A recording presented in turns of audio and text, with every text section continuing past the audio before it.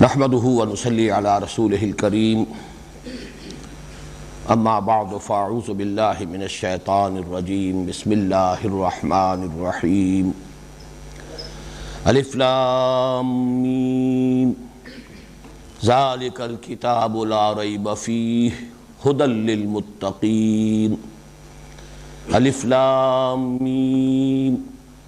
ذلك الكتاب لا ريب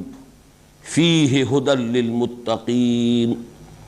الذين يؤمنون بالغيب ويقيمون الصلاة ومما رزقناهم ينفقون والذين يؤمنون بما أنزل إليك وما أنزل من قبلك وبالآخرة هم يوقنون اولئک علی ھدی من ربہم واولئک ھم المفلحون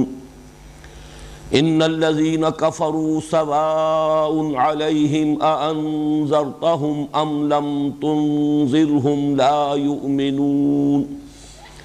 ختم اللہ علی قلوبہم وعلی سمعہم وعلی ابصارہم غشاوہ وَلَهُمْ عَذَابٌ عَظِيمٌ صدق اللہ العظیم رب اشرح لی صدری ویسر لی امری واحلل عقدۃ من لسانی یفقہوا قولی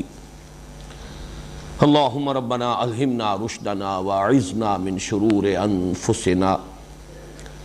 اللہم ارنا الحق حقا وارزقنا اتباعہ وارنا الباطل باطلا وارزقنا اجتنابہ اللہم ربنا اجعلنا من عبادک المفلحین اللہم اجعلنا من عبادک المفلحین اللہم انا نعوذ بک من النار اللہم انا نعوذ بک من عذابک وسخطک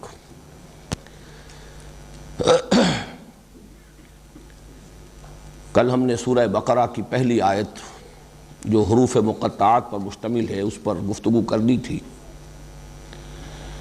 سورہ بقرہ کی دوسری آیت کو میں نے کل بھی تلاوت کے دوران 2 مرتبہ پڑھا اور آج بھی اس کو دہرایا۔ اس کی وجہ یہ ہے کہ اس میں معانقہ ہے، یہ چونکہ بار بار یہ معاملہ قرآن مجید میں آئے گا اس لیے یہی سمجھ لیجئے۔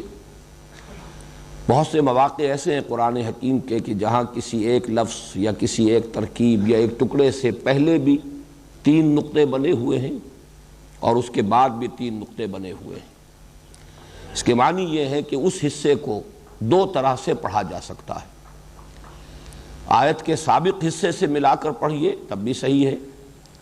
ورنہ جو اس کے بعد لاحق ہے، بعد میں آنے والا ہے، اس کے ساتھ ملا کر پڑھیے تب بھی صحیح ہے۔ ذالک الکتاب لا ریب فیہ، یہاں رک کر ھدی للمتقین، یا ذالک الکتاب لا ریب فیہ ھدی للمتقین۔ یہ فیہ سے قبل بھی اور فیہ کے بعد بھی یہ 3 نقطے جو لگے ہوئے ہیں یہ علامت ہے معانقہ کی۔ یہ جو دوسری آیہ مبارکہ ہے اس میں کچھ نحوی اشکالات ہیں۔ جہاں تک ترجمے کا تعلق ہے اگرچہ اس کے ضمن میں کوئی اختلاف نہیں ہے۔ ذالک الکتاب لا ریب فیہ، یہ وہ کتاب ہے، اس میں کوئی شک نہیں ہے۔ یہ ہدایت ہے متقیوں کے لیے، خدا ترس لوگوں کے لیے، ان لوگوں کے لیے جو بچنا چاہیں۔ یا یہ وہ کتاب ہے بلا شک و شبہ، اس میں ہدایت ہے متقیوں کے لیے، بچنے والوں کے لیے۔ یہ معانقے سے جو دونوں امکانات پیدا ہوئے وقف کے، ان کے اعتبار سے جو ترجمے میں تھوڑا سا فرق واقع ہو جائے گا وہ میں نے واضح کر دیا۔ ظاہر بات ہے کہ اس میں قرآن حکیم کا تذکرہ ہو رہا ہے اس آیہ مبارکہ میں۔ تو جو نوٹ کرنے کی بات یہ ہے کہ جب یہ ہم پڑھتے ہیں تو قرآن حکیم مصحف ہمارے سامنے ہے، اور ذالکہ یہ کہا جاتا ہے کہ یہ اشارہ بعید ہے، ھذا اشارہ قریب اور ذالکہ اشارہ بعید۔ لیکن یہاں یہ سامنے کی جو رکھی ہوئی کتاب ہے اس کو پڑھتے ہوئے جب ہم ذالکہ کا لفظ پڑھتے ہیں اشارہ بعید کے لیے تو اس میں کچھ سوالات پیدا ہوتے ہیں۔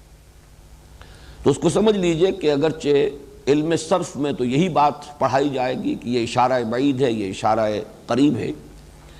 لیکن یہ بعید اور قریب کے استعمالات اور اس سے پھر معنی اور بیان میں جو مختلف آراء وجود میں آتی ہیں، ان میں یہ بھی ہے کہ اگر کسی شے کا تذکرہ پہلے کیا جا چکا ہو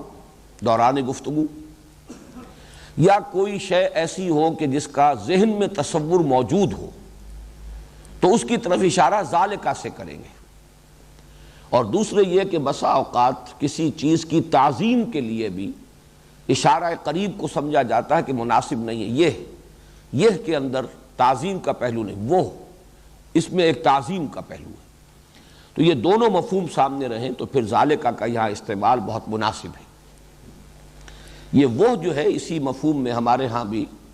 الفاظ مستعمل ہیں، آن حضرت۔ اب آن جو ہے یہ این کے مقابلے میں اشارہ بعید ہے، این یہ حاذا، اور آن وہ یہ اشارہ بعید ہے، لیکن یہ آن حضرت، آن حضور، یا یہ کہ ایک جو ہماری قدیم زبان ہے، جو لٹریری زبان ہے، اس میں جب خطوط وغیرہ لکھے جاتے تھے تو آن محترم آپ نہیں کہتے تھے کہ آپ سے میں یہ عرض کرتا ہوں، آن محترم سے یہ گزارش ہے، آن جناب سے یہ گزارش ہے۔ تو یہ الفاظ بھی در حقیقت اسی مفہوم میں، جس مفہوم میں کہ یہاں ذالکہ کا لفظ تعظیم کے طور پر آ رہا ہے، ایسے ہی وہ فارسی کا آن جو ہے یہ بھی تعظیم کے طور پر، آن جناب، آن محترم، آن حضور۔ ذالک الکتاب، یہ وہ کتاب ہے۔ اب یہاں الکتاب جو ہے الف لام اس پر لگا ہوا ہے، اس سے یہ معرفہ بن گیا، اور معرفہ یقیناً اب یا تو یہ کہ الف لام کا ایک فائدہ ہوتا ہے کہ وہ استغراق، تمام چیزوں کا احاطہ کرنے والا، یا لام جنس، وہ یہ نہیں ہے، یہ لام عہد ہے، کسی کتاب کا تصور ذہن میں موجود ہے، اس اعتبار سے ترجمہ کیا جاتا ہے، اور صحیح ہے یہ وہ کتاب ہے، یا یہ کتاب موعود ہے، یہ وہ کتاب ہے، اس میں اشارہ ہو جائے گا جس کا تم نے خود درخواست کی، اہدنا الصراط المستقیم میں تم نے جو سوال کیا، یہ اس سوال کا جواب ہے اس کتاب میں، یہ وہ کتاب ہے، یا یہ وہ کتاب ہے جس کے بارے میں پیشین گوئی موجود تھی تورات میں۔ یہ میں عرض کر چکا ہوں جب تعارف قرآن کے ضمن میں کچھ گفتگو ہو رہی تھی کہ تورات کی جو کتاب استثناء ہے اس میں ایک پیشین گوئی موجود ہے، ان الفاظ میں حضرت موسیٰ علیہ السلام سے خطاب کرتے ہوئے اللہ تعالیٰ نے فرمایا تھا کہ میں ان کے لیے، یعنی بنی اسرائیل کے لیے، ان کے بھائیوں میں سے تیرے مانند ایک نبی اٹھاؤں گا۔ اب یہاں خطاب ہے حضرت موسیٰ سے، یعنی اے موسیٰ تمہارے مانند میں ایک نبی اٹھاؤں گا ان کے لیے، ان کے بھائیوں میں سے، اور بھائیوں سے مراد ہو سکتا ہے بنی اسرائیل کے بھائی بنی اسماعیل ہیں، حضرت ابراہیم علیہ السلام کے بیٹے اسماعیل، ان سے یہ نسل ہے قریش جن میں حضور صلی اللہ علیہ وسلم کی بعثت ہوئی، اور پھر ان کے پوتے یعنی حضرت اسحاق کے بیٹے حضرت یعقوب، ان سے وہ دوسری شاخ چلی نسل کی، وہ بنی اسرائیل کہلاتے ہیں۔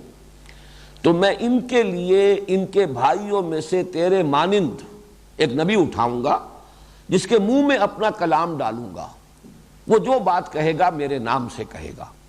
یہ جو پیشین گوئی ہے در حقیقت قرآن مجید کے بارے میں، تو گویا کہ یہاں اشارہ ہو رہا ہے ذالک الکتاب، یہ وہ کتاب ہے، یہ کتاب موعود ہے، یا یہ کتاب ہدایت ہے جس کی تم نے درخواست کی، اہدنا الصراط المستقیم۔ تو الف لام کے اضافے سے یہ اضافی معنی پیدا ہو گئے۔ لا ریب فیہ، اس میں کوئی شک نہیں۔ لا ریب فیہ کے دو مفہوم لیے گئے ہیں، ایک تو اس میں کوئی شک نہیں، یعنی اس میں کوئی بات ایسی نہیں ہے جو قابل شک ہو، یہ کتاب کل کی کل یقینی ہے، یقینی امور پر مشتمل ہے۔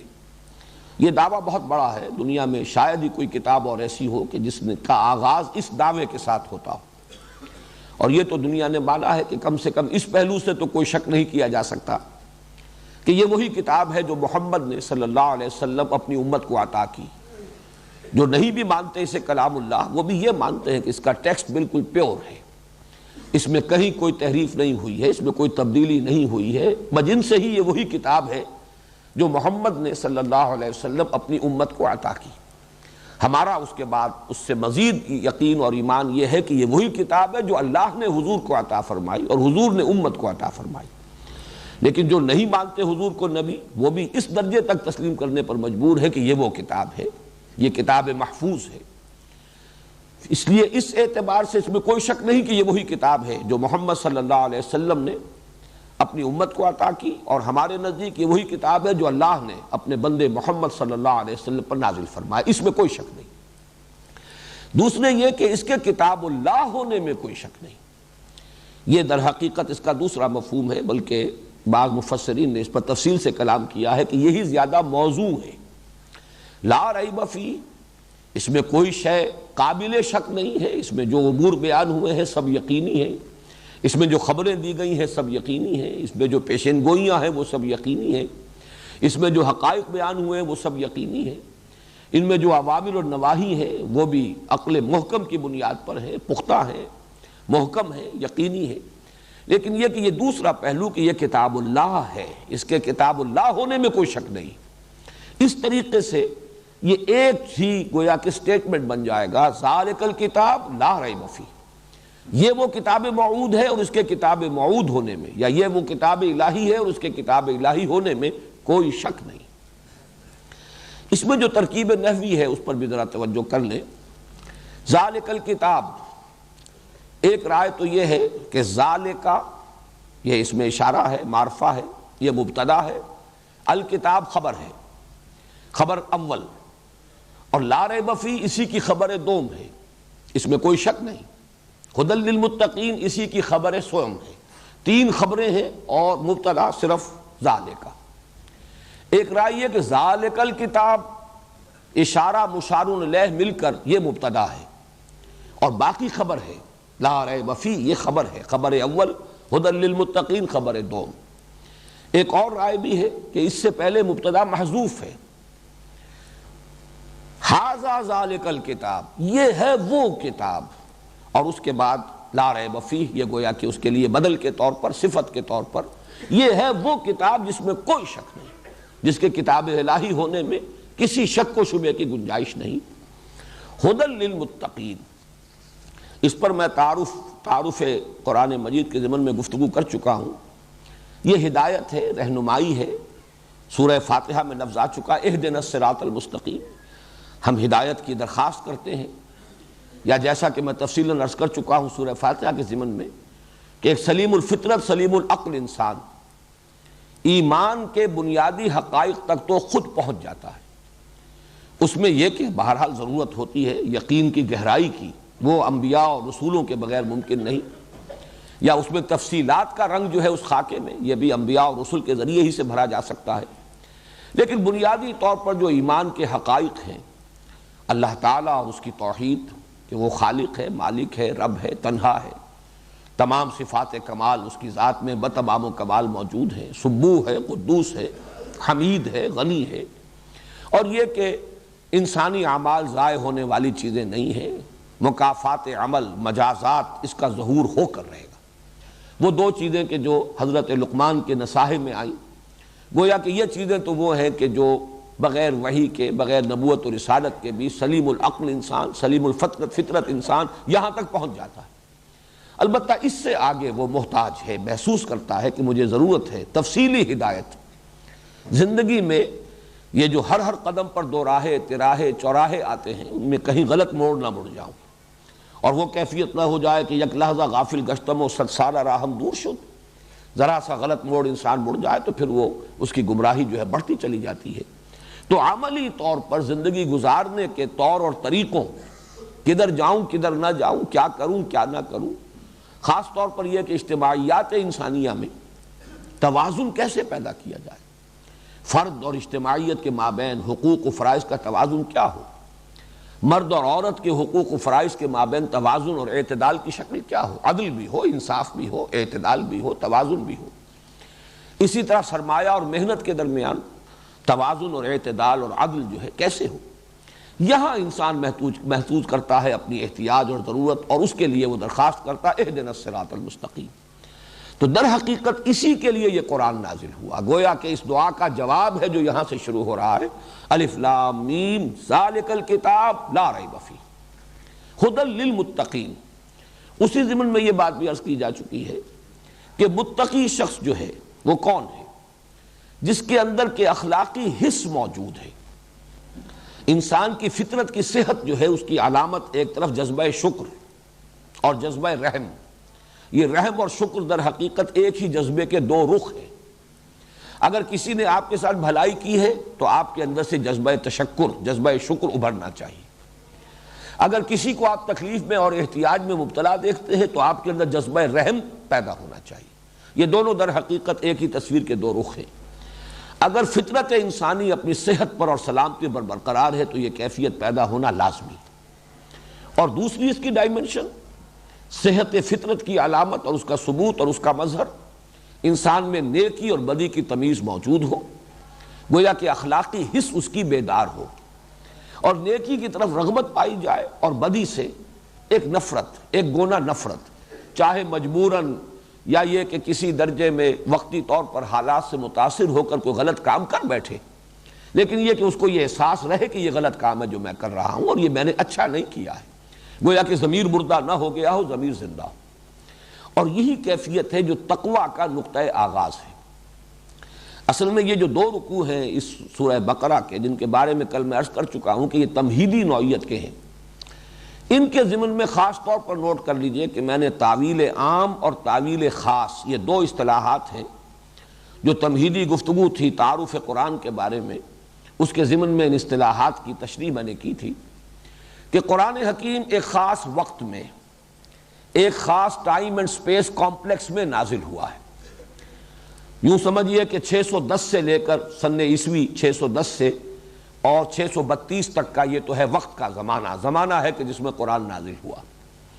پھر یہ کہ اس کے جغرافیائی اور وہ جو معاملات ہیں کہ کہاں نازل ہوا، حجاز میں نازل ہوا، اکثر و بیشتر حجاز میں نازل ہوا، اس لیے کہ مکہ مکرمہ بھی حجاز میں ہے،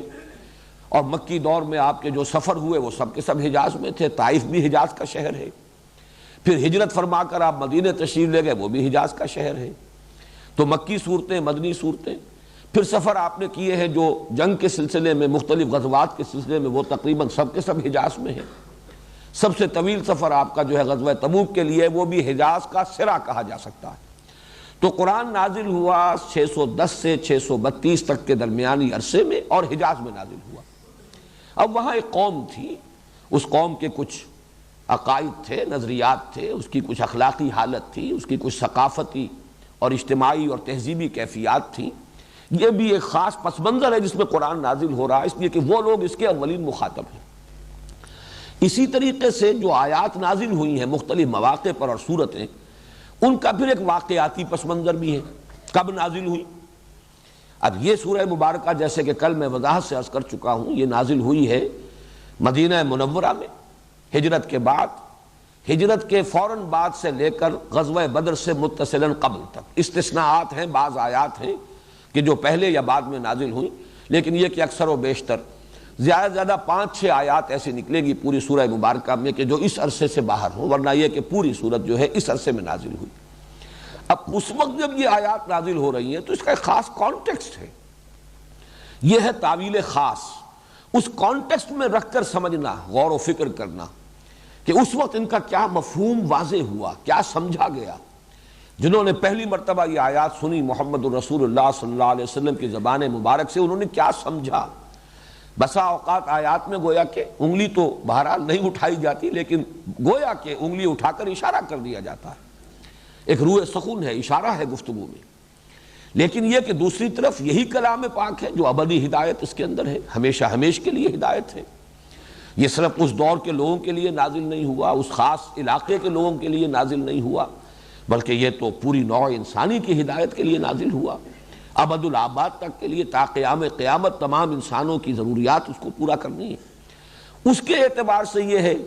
الاعتبار لعموم اللفظ لا لخصوص السبب، یہ اصول ہے کہ جب قرآن مجید پر غور کیا جائے گا تو تعویل عام جب کی جائے گی تو الفاظ کے عموم پر نگاہ ہوگی۔ اگر اسے اس کے تاریخی پس منظر سے کاٹ بھی دیا جائے، فرض کیجئے کسی کو نہیں معلوم ہے کہ اس کا تاریخی پس منظر کیا ہے ان آیات کا یا اس صورت کا، تب بھی تو بہرحال یہ الفاظ ہے، الفاظ کے معنی ہے، ان الفاظ کا جو عموم ہے معنی کے اعتبار سے اس کو سامنے رکھ کر غور کیا جائے تو یہ تعویل عام ہوگی۔ ان دو رکوعوں کے اعتبار سے بڑی اہمیت ہے اس کی کہ اس کو علیحدہ علیحدہ سمجھا جائے. تعویل خاص کے حوالے سے اس کا مفہوم کیا ہے اور تعویل عام کے حوالے سے اس کا مفہوم کیا ہوگا. اس لیے کہ یہاں اب جن متقیوں کا ذکر ہو رہا ہے، اس لیے کہ میں کل عرض کر چکا ہوں 3 گروہوں کو علیحدہ علیحدہ اللہ تعالیٰ نے نمایاں کر دیا ہے، ممیز کر دیا ہے. ایک وہ لوگ ہیں جو اس قرآن کی سے ہدایت پا سکتے ہیں یا جنہوں نے اس قرآن سے ہدایت پائی ہے. اس لیے کہ یہاں آپ دیکھیں گے کہ پہلی 5 آیات جو ہیں ان میں جہاں دوسری آیت میں لفظ آیا ہے ھدی للمتقین، لیکن اختتام ہو رہا ہے اولئک علی ھدی من ربہم. یہ کتاب ہدایت ہے ایسے متقیوں کے لیے جن کی یہ صفات آ رہی ہیں، اور یہ متقی لوگ اپنے رب کی طرف سے ہدایت پر ہیں. یہ گویا کہ دونوں مفہوم ہو گئے کہ ابتدا میں تو یہ بیان کیا جا رہا ہے کہ اس کی ہدایت سے استفادہ کون کر سکتے ہیں یا کنہوں نے کیا ہے، اور آخر میں بیان کر دیا کہ یہی لوگ ہیں کہ جو گویا کہ اس کتاب کی طرف سے جو ہدایت ملی ہے یہ اس کا مرقع ہے، اس کا نمونہ ہے. اگر دیکھنا ہو جیسے کہ ہم کہتے ہیں کہ درخت کو اس کے پھل سے پہچانا جاتا ہے، اس کتاب کی تاثیر کو دیکھنا ہو، اس کی ہدایت کے اثرات کو دیکھنا ہو، اس کی جو کیمیا گری ہے اس کا مشاہدہ کرنا ہو تو دیکھ لو. یہ محمد کے ساتھی موجود ہیں، یہ ابو بکر ہیں، یہ عمر ہیں، یہ حمزہ ہیں، یہ طلحہ ہیں، یہ زبیر ہیں، یہ مصعب بن عمیر ہیں. یہ تمام جو ساتھی ہیں محمد کے صلی اللہ علیہ وسلم، یہ اس درخت کے پھل ہیں. ان سے پہچانو کہ یہ کتاب ہدایت کتنی حسین ہے. اس اعتبار سے تو گویا کہ تعویل خاص جو میں کر رہا ہوں اس کی روح سے تو ان کا ہدف اور ان کا مصداق ہے صحابہ کرام، جن کی ایک بڑی جمعیت حضور کے ساتھ منتقل ہوئی ہے، ہجرت کر کے نقل مکانی کر کے مدینے آئی ہے. حضور تنہا تو نہیں آئے، بلکہ آپ کے علم میں ہے کہ اکثر صحابہ جو ہیں وہ تو پہلے تشریف لا چکے ہیں مدینہ منورہ میں. حضور نے کافی پہلے اجازت دے دی تھی صحابہ کو کہ چلے جاؤ، اور خود منتظر رہے یہاں تک کہ واضح اور صریح اجازت اللہ تعالیٰ کی طرف سے آ گئی، تب پھر آپ نے سفر کیا ہجرت کا. تو یہ گروہ ہے کہ جو پہنچ گیا مدینے میں، گویا کہ ان کی طرف انگلی اٹھا کر اشارہ کیا جا رہا ہے کہ اس کتاب کی برکات کا اگر مشاہدہ کرنا ہو، اس کے اندر جو ہدایت مضمر ہے اگر اس کا ایک ثبوت دیکھنا ہو تو دیکھ لو یہ صحابہ کی جماعت موجود ہے. یہ تو ہوئی تعویل خاص. اور تعویل عام کیا ہوگی کہ ہمیشہ ہمیشہ کے لیے بھی اس کتاب سے اگر کسی کو ہدایت پانی ہے تو اس کی کچھ شرائط ہیں.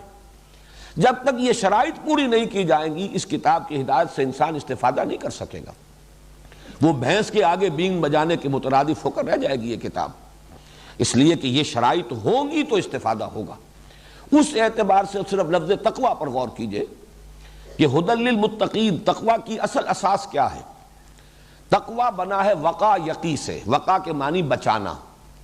اسی سے وہ فعل امر ہے جو اس دعا میں ہے وقنا عذاب النار. اگرچہ فعل امر صرف قے ہے، واو تو اس میں حرف عطف ہے، لیکن یہ کہ عام طور پر وہ وقا سے شاید زیادہ لوگ سمجھ لیں، یاد رہ جائے. وقنا عذاب النار ہمیں بچا آگ کے عذاب سے. لیکن یہ کہ اس سے جب باب افتعال میں مصدر آتا ہے ابتقا واو کے ساتھ، وقا سے ابتقا بنے گا، لیکن وا اور تا جو ہے یہ مل کر اتقا، تے پر اب تشدید ہو گئی. اتقا کے معنی بچنا. یہ اس کا لغوی مفہوم ہے بنیادی، بچنا، بچنے کی خواہش رکھنے والے. کس چیز سے بچنا؟ یعنی وہی جو بات میں نے عرض کی تھی کہ جن کی فطرت صحت پر قائم ہے، پرورٹ نہیں ہوئی، جن کی فطرت مسخ نہیں ہوئی، وہ فطرت اگر اپنی صحت اور سلامتی پر برقرار ہے تو ان کے اندر اخلاقی حس ہوگی. وہ پہچانیں گے کہ یہ نیکی ہے، یہ بدی ہے، اور بدی سے بچنا چاہیں گے. یہ جن کے اندر جذبہ ہے گویا کہ وہ طالب ہدایت ہے.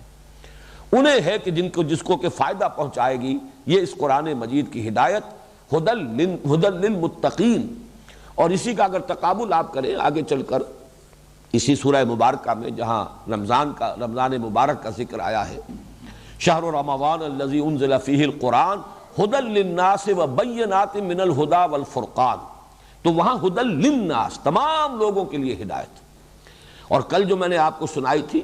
سورہ آل عمران کے آغاز میں بھی ھدی للناس تمام لوگوں کے لیے ہدایت. اب ان دونوں میں بھی بلکہ مجھے یاد آ گیا کہ ستیارتھ پرکاش نامی ایک کتاب لکھی گئی تھی، اب آج سے یہ 60-70 سال قبل کی بات ہے. وہ سوامی کہلاتے ہیں ہندوؤں کے، دیانند سرسوتی. ان کا جو 14واں باب تھا اس کتاب کا، اس میں قرآن مجید پر اعتراضات تھے. ان میں سے ایک اعتراض بڑا یہ تھا کہ یہ عجیب کتاب ہے، ہدی للمتقین، متقیوں کے لیے ہدایت. تو متقی تو پہلے ہی پرہیزگار ہیں، خدا ترس ہیں، نیک ہیں. تقویٰ کے معنی یہ ہے متقی انسان. اب اسے ہدایت کی کیا ضرورت ہے؟ ہدایت کی ضرورت ہے گمراہوں کو، بھٹکے ہوئوں کو، جو کہیں تلاش حق میں ابھی سرگرداں ہوں ان کو. یہ ہدی للمتقین، پہلے ہی سے تقویٰ کسی کے پاس ہے تو اسے ہدایت کی ضرورت کیا ہے؟ تب اس کو سمجھ لیجئے کہ اس تقویٰ کا اصل میں یہ کتنا براڈ سپیکٹرم ہے. متقی کے معنی ہوں گے جس میں اخلاقی حس برقرار ہے، اور یہ اخلاقی حس کا برقرار ہونا، نیکی اور بدی میں تمیز، یہ گویا کہ اس کی صحت فطرت کی علامت ہے. لیکن یہاں سے آگے چلیے، جس میں یہ حس ہے وہ بدی سے بچے گا. پھر اس سے آگے بڑھ کر اس نے اپنے رب کو اگر پہچان لیا ہے، وہ اگر اللہ کی کتاب سے واقف ہے تو اب اس پر عمل کرے گا، اور تقویٰ، اور اب اس کی زندگی کے اندر تقویٰ پیدا ہو جائے گا. ایک ایسا شخص جو اللہ تعالیٰ کے احکام کو توڑنے سے بچتا ہو، جو اللہ کے عذاب سے، اس کی سزا سے بچنے کے لیے کوشاں ہو، یہ متقی اب بن گیا اصطلاحی معنی میں متقی. اس لیے کہ اصطلاحی معنی میں متقی وہ شخص ہے جو پرہیزگار ہے، بدی سے بچتا ہے، گناہوں سے بچتا ہے، اللہ کے احکام کو توڑنے سے بچتا ہے، اس کے احکام پر عمل پیرا ہے، اور لرزاں و ترساں رہتا ہے، عذاب جہنم سے بچنا چاہتا ہے، آخرت کے عذاب سے اپنے آپ کو بچانا چاہتا ہے، وہ متقی ہے. لیکن یہ کہ متقی کا جو لغوی مفہوم ہے وہ یہ کہ جس کے اندر اخلاقی حس بیدار ہے، جو نیکی اور بدی میں تمیز کرتا ہے. اس اعتبار سے گویا کہ جس میں یہ بھی نہیں ہے، ہم کہہ سکتے ہیں کہ اس کے آگے تو ایسے ہی ہے جیسے اندھے کے سامنے آپ نے ہیرے بکھیر دیے، وہ نہیں دیکھ سکتا کہ ان میں کیا فرق ہے، ہیرے میں اور کسی کانچ کے ٹکڑے کے اندر کوئی فرق اسے معلوم نہیں. اسی طریقے سے جیسے میں نے ابھی کہا تھا کہ بھینس کے آگے بین بجائی جائے، اسے کیا پتا ہے کہ یہ کیا ہے جو میرے سامنے کیا جا رہا ہے. اسی طریقے سے جس میں یہ حس ہی نہیں، یا اس سے بھی زیادہ عمدہ ایک تشبیہ موجود ہے، جس شخص کو سرے سے بھوک ہی نہیں، بہترین کھانے رکھ دیجئے اس کے سامنے، ظاہر بات ہے اس کی رغبت ہوگی نہیں، ہاتھ بڑھائے گا ہی نہیں، اس لیے کہ بھوک ہی نہیں. بعض بیماریوں میں جہاں بھوک مر جاتی ہے، کیسے آپ نے دیکھا ہے کہ بچوں کے لیے مائیں خوش آمدید کرتی ہیں کہ یہ لے لو، یہ لے لو، یہ کھا لو، کسی شے کی طرف بچہ جو ہے رخ کرنے کو تیار نہیں. تو جس میں طلب ہی نہیں ہے، اعلیٰ سے اعلیٰ شے اس کے سامنے رکھ دیجئے، وہ اس کی طرف رغبت نہیں ہوگی، وہ متوجہ نہیں ہوگا. اس اعتبار سے ہدی للمتقین یہ گویا کہ اگر ابتدائی لغوی مفہوم ہو تو یہ تعویل عام ہے. قرآن سے ہدایت کی شرط لازم یہ ہے کہ انسان کے اندر نیکی اور بدی کی تمیز موجود ہو، اور اس کے اندر بدی سے بچنے کا ایک جذبہ پایا جائے. اگر یہ طلب ہے تو قرآن مجید کی ہدایت سے استفادہ کر سکے گا، ورنہ نہیں.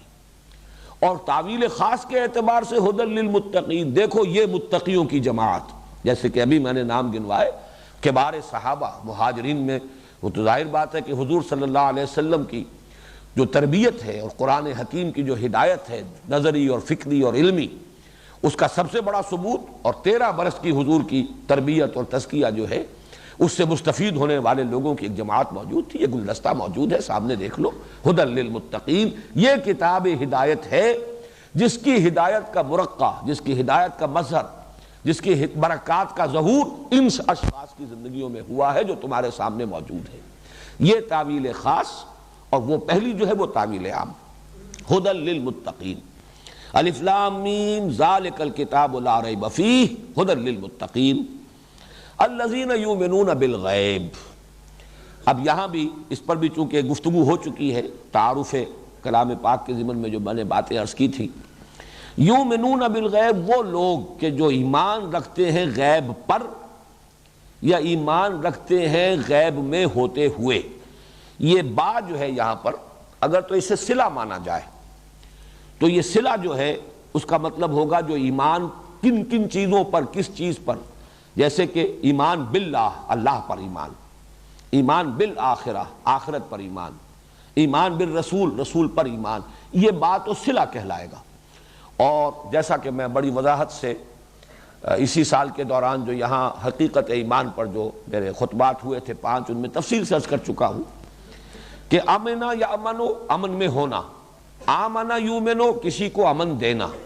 اور اس کے بعد جب با آ جائے یا لام آ جائے تو کسی کی تصدیق کرنا، وثوق پر، وثوق کے ساتھ، اعتماد کے ساتھ کسی کو ماننا. یہ گویا کہ اس کا اصطلاحی مفہوم ہے۔ تو اگر بے کو صلہ مانا جائے با کو تو اس کا مطلب ہے وہ غیب پر ایمان رکھتے ہیں، الذین یؤمنون بالغیب۔ اب اس سے مراد کیا ہے؟ مراد یہ ہے کہ ایمانیات کے جتنے بھی جو آرٹیکلز آف فیتھ ہیں، جن جن چیزوں پر ایمان گویا کہ مطلوب ہے ایک بندہ مومن سے، وہ تمام چیزیں غیب سے متعلق ہیں۔ اس لیے کہ بظاہر تو یہ کہا جا سکتا ہے رسول تو ان کے سامنے موجود تھے، غیب میں تو نہیں تھے، لیکن غور کیجئے رسول جو ان کے سامنے تھے صلی اللہ علیہ وسلم، وہ ایک انسان تھے، ایک بشر تھے۔ وہ عبداللہ کے بیٹے عبد المطلب کے پوتے تھے، کسی کے بھتیجے تھے، اور حضرت خدیجہ کے شوہر یا حضرت عائشہ کے شوہر تھے۔ وہ ایک انسان تھے۔ رسول کا رسول ہونا یہ غیب سے متعلق شے تھی، یہ تو ان کے مشاہدے کی چیز نہیں تھی۔ اس اعتبار سے ایمان در حقیقت کل کا کل ایمان بالغیب ہے۔ کہا جا سکتا ہے قرآن تو ہمارے سامنے موجود ہے، لیکن قرآن ایک کتاب ہے، لکھی ہوئی ہے، عربی زبان کی ہے، چھپی ہوئی ہے، یہ تو ہمارے سامنے ہے،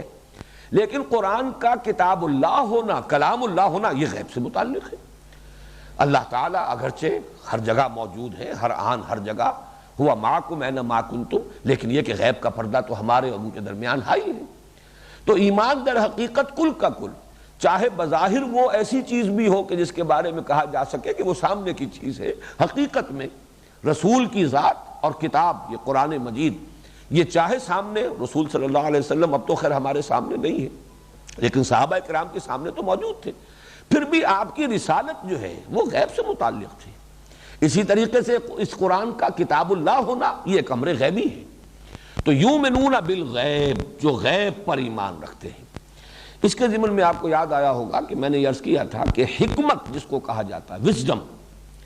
اس کا نقطۂ آغاز ہی یہ ہے کہ انسان یہ سمجھ لے کہ اس کائنات میں جو کچھ سامنے نظر آ رہا ہے کل حقیقت یہ نہیں ہے،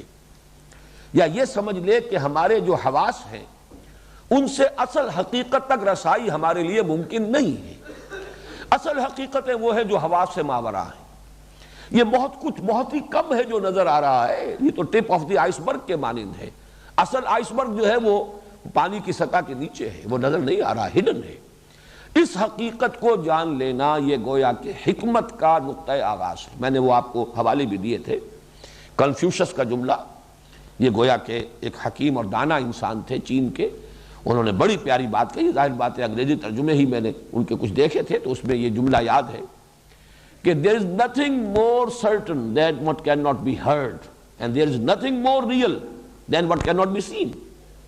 جو چیزیں ان آنکھوں سے نہیں دیکھی جا سکتی ان سے زیادہ ریئل اور حقیقی چیزیں اور کوئی نہیں، اور جو چیزیں جو باتیں ان کانوں سے نہیں سنی جا سکتی ان سے زیادہ یقینی باتیں کوئی نہیں۔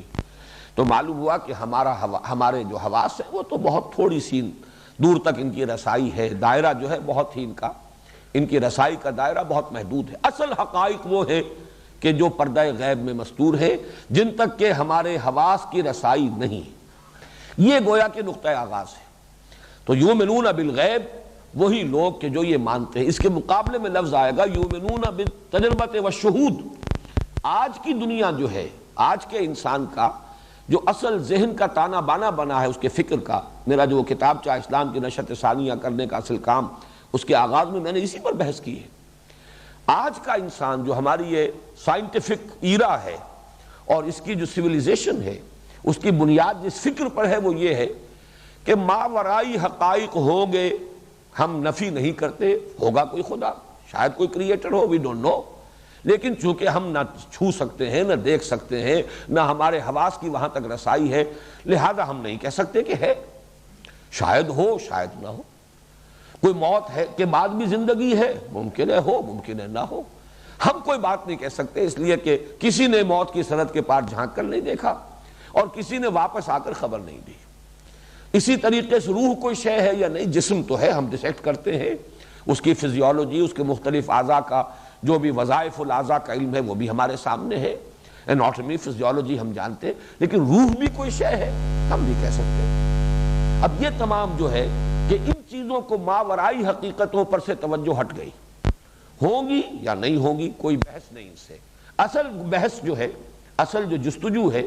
اصل جو گفتگو ہے، اصل جو دلچسپی ہے وہ اس دنیا سے ہے، اس عالم سے ہے کہ جو ہمارے حواس کی رسائی جن تک ہے۔ یہ زندگی سامنے موجود ہے، اس کا نفع بھی محسوس، نقصان بھی محسوس، اس کی لذتیں بھی انسان کو محسوس ہوتی ہیں، اس کی کلفتیں یہ بھی انسان محسوس کرتا ہے۔ یہ کائنات موجود ہے، اس کے ماورا کوئی اور عالم ہے، کوئی عالم امر بھی ہے، ہم نہیں کہہ سکتے۔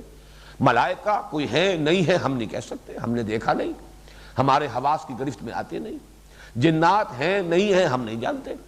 اس طریقے سے پوری اب اس وقت کی جو سوچ ہے انسان کی، وہ تجربہ اور شہود جو ہمارے ایکسپیرینس میں جو چیز آئے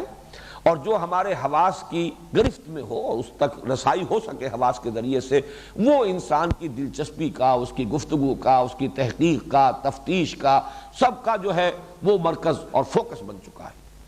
یہاں پر قرآن مجید گویا کہ پہلے ہی نقطہ یعنی سمجھیے کہ آغاز ہی میں پہلے قدم پر واضح کر رہا ہے الذین یؤمنون بالغیب۔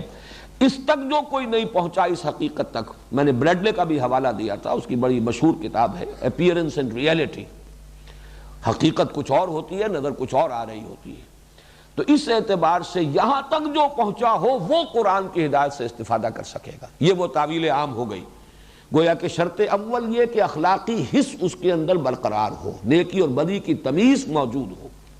نیکی کی طرف رغبت فی الجملہ اور نفی سے اور بدی سے نفرت فی الجملہ موجود ہو۔ یہ ایک علامت ہے، یہ شرط اول ہے تعویل عام کے اعتبار سے قرآن کی ہدایت سے مستفید ہونے کے لیے۔ نمبر دو یہ کہ وہ حکمت جس کا نقطہ آغاز یہ ہے کہ یہی کچھ نہیں ہے، یہ عالم جو ہمارا مادی عالم ہے، جو ہمارے حواس کی، اور حواس کی ظاہر بات ہے آپ نے ٹیلیسکوپ ایجاد کر لی تو وہ بھی تو بینائی کے لیے ایک مزید ایڈ ہے، مزید اس میں اضافہ کر دیتی ہے، اس کی رسائی زیادہ ہو گئی۔ دیکھنے والی شے تو یہی آنکھ ہے،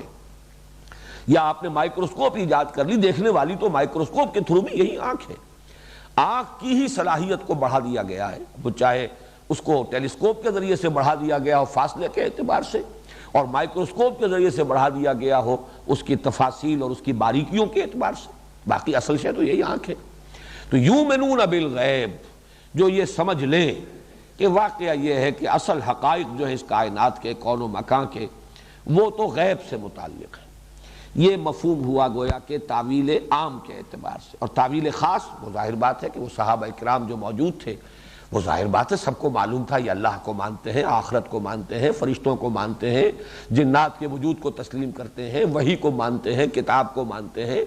نبوت و رسالت کے قائل ہیں، بعث بعد الموت کے قائل ہیں، جنت کو مانتے ہیں، دوزخ کو مانتے ہیں، سب کو معلوم تھا وہ ایمانیات۔ اب کوئی چونکہ یہ سورہ مبارکہ نازل ہو رہی ہے جبکہ قرآن کو نازل ہوتے ہوئے 13واں برس ہے، 12 برس میں 2/3 قرآن نازل ہو چکا، جس میں کہ ساری مفصل بحثیں جو ایمان سے متعلق ہیں وہ تو آ چکی۔ اس اعتبار سے تعویل خاص جب دیکھیں گے، زمانہ نزول کے اعتبار سے اس کو خاص کانٹیکسٹ میں رکھ کر جب ان آیات پر غور کریں گے تو معلوم ہوگا کہ وہ لوگ، ان کا دوسرا وصف، وہ جماعت جو محمد الرسول اللہ صلی اللہ علیہ وسلم کی مسیحائی اور آپ کی تربیت اور تزکیے کے ذریعے سے وجود میں آئی تھی، وہ نظر آ رہا ہے وہ غیب پر یقین رکھتے ہیں، اور یقین بھی پختہ یقین، بلکہ اتنا یقین جتنا کہ اپنے حواس سے معلومات حاصل ہونے والی چیزیں ہیں وہ اتنی یقینی نہیں سمجھتے، اور وہ غیب کی جو خبریں دی ہیں محمد رسول اللہ صلی اللہ علیہ وسلم نے، ان پر ان کا یقین کہیں زیادہ ہے ان چیزوں سے کہ جو آنکھوں سے نظر آنے والی اور کانوں سے سنی جانے والی۔ دوسرا مفہوم اس کا لیا گیا ہے یہ بعض ظرفیہ، یؤمنون بالغیب یعنی غیب میں رہتے ہوئے ایمان لاتے ہیں۔ اصل میں یہ ایک بڑی عمدہ تعبیر ہے، مولانا امین حسن اصلاحی صاحب نے بہت ہی شد و مد کے ساتھ یہ دوسری رائے ظاہر کی ہے۔ عام طور پر مفسرین کی رائے وہی ہے جو میں پہلے بیان کر چکا ہوں، لیکن یہ کہ بعض ظرفیہ قرآن مجید میں اس کا بہت سا استعمال ہوا ہے۔ الذین یخشون ربہم بالغیب وہم من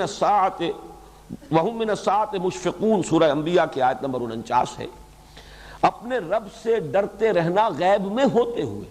اب یہاں پہ بالغیب جو ہے غیب پر اس معنی نہیں ہو سکتے اس کے، الذین یخشون ربہم بالغیب، یہ ظرف کو کہ کہاں آپ ہیں، آپ غیب میں ہیں، یہ بڑا پیارا انداز ہے۔ اصل میں اللہ غائب نہیں ہے، غائب ہم ہیں، غیب میں ہم ہیں، اللہ غیب میں نہیں ہے، غیب میں ہم ہیں۔ بات تو ایک ہی ہے، ہمارے اور اللہ کے مابین غیب کا پردہ حائل ہے۔ اب یہ کہ ہم محجوب ہیں یا اللہ محجوب ہے، اللہ غیب میں ہے یا ہم غیب میں ہیں، لیکن یہ کہ یہ بڑی خوبصورت تعبیر ہے کہ غیب میں ہم ہیں۔ میں نے اپنے وہ میٹرک کے زمانے میں عربی کی ایک نظم پڑھی تھی، ہمارے نصاب میں تھی، بڑا پیارا شعر ہے اس کا، اغیب وذو اللطائف لا یغیب وارجوہ رجان لا یخیب، میں غائب ہو جاتا ہوں، میں غافل ہو جاتا ہوں، وہ لطائف والا یعنی اللہ ذو اللطائف وہ تو غائب نہیں ہوتا، وہ تو ہر جگہ ہے، ہر آن ہے، موجود ہے، وہ تو متوجہ رہتا ہے، وہ تو انتظار میں رہتا ہے۔ جیسے کہ آتا ہے کہ ہر رات کو اس کے آخری حصے میں اللہ تعالیٰ نزول فرماتے ہیں سمائے دنیا تک، اور پھر ندا ہوتی ہے کوئی مانگنے والا کہ میں اسے عطا کروں، حل من سائل فأعطیہ، حل من مستغفر فاغفر لہ، ہے کوئی کہ استغفار کرنے والا کہ میں اسے بخش دوں۔ تو ہم تو مائل میں کرم ہے، کوئی سائل ہی نہیں، راہ دکھلائیں کسے رہنم منزل ہی نہیں۔ اس اعتبار سے ہم محجوب ہیں، اصل میں ہم اپنے دھندوں میں لگے ہوئے ہیں، ہم دنیا کی دلچسپیوں میں مست ہیں، مگن ہیں، کچھ حال مست کچھ مال مست، اللہ کی طرف ہم متوجہ نہیں ہوتے۔ اس معنی میں یہ تعبیر بڑی خوبصورت ہے کہ بالغیب، غیب میں رہتے ہوئے ایمان لانا، یعنی حقائق اگر سامنے ہو تو کون ایمان نہیں لائے گا۔ اس میں گویا کہ ایک طرح سے تعریف کا پہلو ہے، ان کی تحسین کا پہلو ہے۔ یہ وہ لوگ ہیں کہ جو غیب میں ہونے کے باوجود مان رہے ہیں، اللہ کو دیکھا نہیں لیکن اللہ کو مانتے ہیں، جنت کو دیکھا نہیں جنت کی درخواستیں کر رہے ہیں، دوزخ کو دیکھا نہیں دوزخ سے پناہ طلب کر رہے ہیں۔ تمام چیزوں کو بغیر دیکھے اور غیب میں ہوتے ہوئے ماننا، یہ گویا کہ ایک تحسین کا کلمہ ہے، الذین یؤمنون بالغیب۔ اسی بات ظرفیہ جو ہے، اس کی کچھ اور مثالیں بھی ہیں، سورہ ملک میں بھی ہے، ان الذین یخشون ربہم بالغیب لہم مغفرۃ واجر کبیر، وہ لوگ جو غیب میں ہوتے ہوئے اپنے رب سے خشیت اور اپنے رب سے ڈرتے رہتے ہیں، ان کے لیے مغفرت بھی ہے اور بہت بڑا اجر اور ثواب ہے۔ یا سورہ فاطر میں ہے، انما تنذر الذین یخشون ربہم بالغیب واقاموا الصلاۃ، اے نبی آپ خبردار کر سکتے تھے انہی لوگوں کو جو اپنے رب سے ڈرتے ہیں غیب میں ہونے کے باوجود۔ تو گویا کہ ہم غیب میں ہیں۔ اس کا ایک اور مفہوم لیا گیا ہے، وہ یہ ہے کہ یؤمنون بالغیب، اس میں گویا کہ ایک طرح سے اشارہ کیا جا رہا ہے منافقین کی طرف، جیسا کہ اگلے رکوع میں بات آئے گی، اب اگلے ہفتے ہم اسے پڑھیں گے۔ یہ منافق کون تھے؟ یہ مسلمانوں کی مجلس میں آ کر تو دعویٰ کرتے تھے کہ ہم ایمان رکھتے ہیں، مانتے ہیں محمد کو صلی اللہ علیہ وسلم، مانتے ہیں قرآن کو، لیکن یہ کہ جب وہ غیب میں ہوتے تھے وہ اپنی مجلسوں میں جا کر استہزاء کرتے تھے، تمسخر کرتے تھے، مذاق اڑاتے تھے۔ تو گویا کہ ان پر ایک تعریض ہے، اور اس کے لیے ان لوگوں کو یہ کہہ کر نمایاں کیا جا رہا ہے کہ جو صرف لوگوں کے سامنے ہی ایمان کا دعویٰ نہیں کرتے، بلکہ جب غائب ہوتے ہیں، غیب میں ہوتے ہیں، تنہائی میں ہوتے ہیں، جب کوئی ان کو دیکھنے اور سننے والا نہیں ہوتا، اس وقت بھی ان کا یقین موجود رہتا ہے اور برقرار رہتا ہے۔ اس میں گویا کہ ایک تعریض ہو گئی اس اعتبار سے منافقین پر۔ آمین۔ ذالک الکتاب لا ریب فیہ ھدی للمتقین الذین یؤمنون بالغیب۔ یہ یؤمنون بالغیب کے میں نے جو 3 مفہوم آپ کے سامنے رکھے، ایک مفہوم ہوگا تعویل عام کے اعتبار سے، وہ لوگ جو اس حقیقت کو تسلیم کرے کہ اصل حقائق حواس کی سرحد سے ماورا ہے، یہ یقین اگر ہے تو ہی در حقیقت قرآن مجید کی ہدایت جو ہے انفولڈ کرے گی اپنے آپ کو اور ریویل کرے گی اپنے آپ کو، اور اس سے استفادہ کر سکیں گے وہ لوگ۔ اور 2 مفہوم ہو گئے تعویل خاص کے اعتبار سے، ایک طرف صحابہ کرام کی طرف اشارہ، یؤمنون بالغیب، غیب میں ہوتے ہوئے ایمان رکھتے ہیں، حالانکہ ان حقائق کو انہوں نے دیکھا نہیں، لیکن ان کا یقین دیکھی جانے والی چیزوں سے بھی بڑھ کر ہے۔ اور ایک اعتبار سے تعریض ہو گئی منافقین پر کہ جو کہتے تو ہیں مجلس میں آ کر لوگوں کے سامنے اہل ایمان سے کہتے ہیں، وَإِذَا لَقُوا الَّذِينَ آمَنُوا قَالُوا آمَنَّا وَإِذَا خَلَوْا إِلَىٰ شَيَاطِينِهِمْ قَالُوا إِنَّا مَعَكُمْ إِنَّمَا نَحْنُ مُسْتَهْزِئُونَ۔ اس اعتبار سے یہ گویا کہ ایک تعریض کا انداز ہوگا۔ وَيُقِيمُونَ الصَّلَاةَ، اور قائم کرتے ہیں نماز۔ اب ان میں سے ہر لفظ کے اگر اصطلاحی اور لغوی بحث ہم نے کی تو پھر ہم آگے نہیں بڑھ سکیں گے، یہ اصطلاحات ہیں۔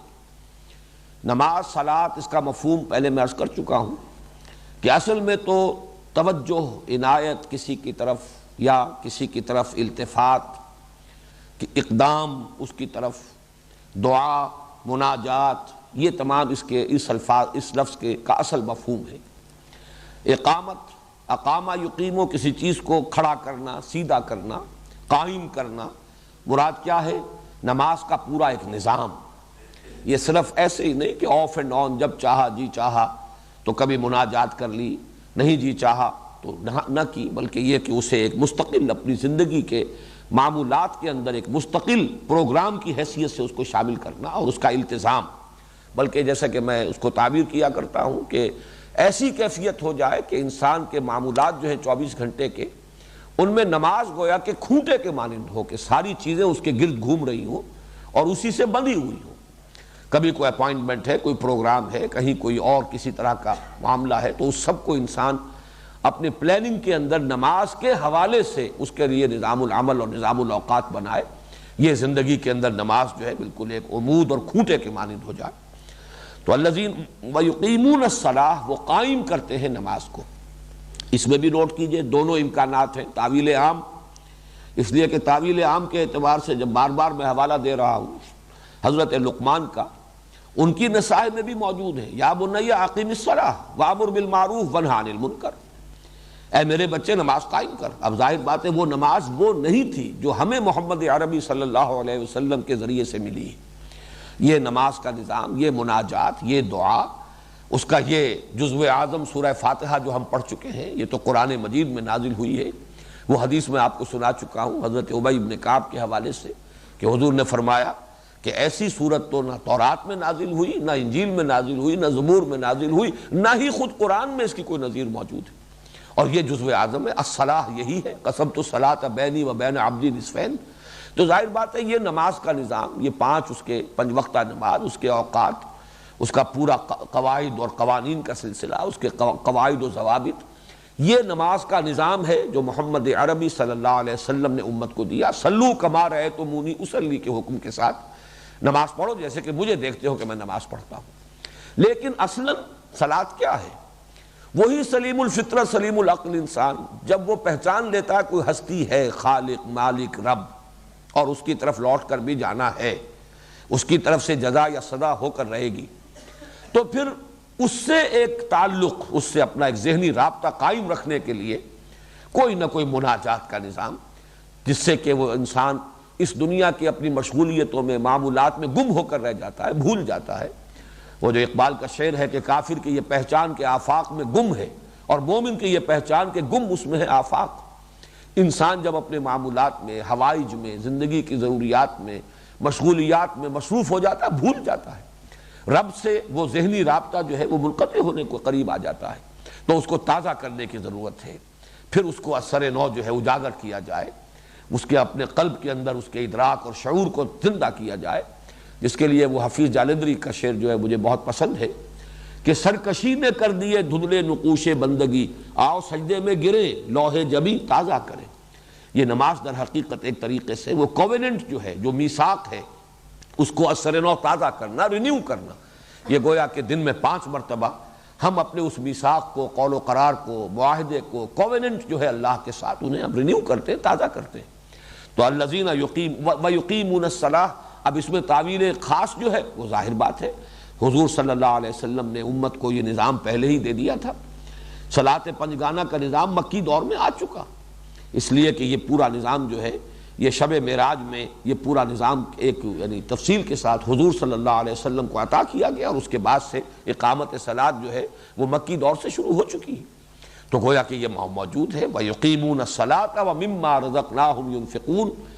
اور جو کچھ ہم نے انہیں دیا ہے اس میں سے خرچ کرتے ہیں۔ نفقہ ینفقو کے معنی ہے خرچ ہو جانا، ختم ہو جانا۔ نفقت الدراہم، پیسے ختم ہو گئے، رقم خرچ ہو چکی۔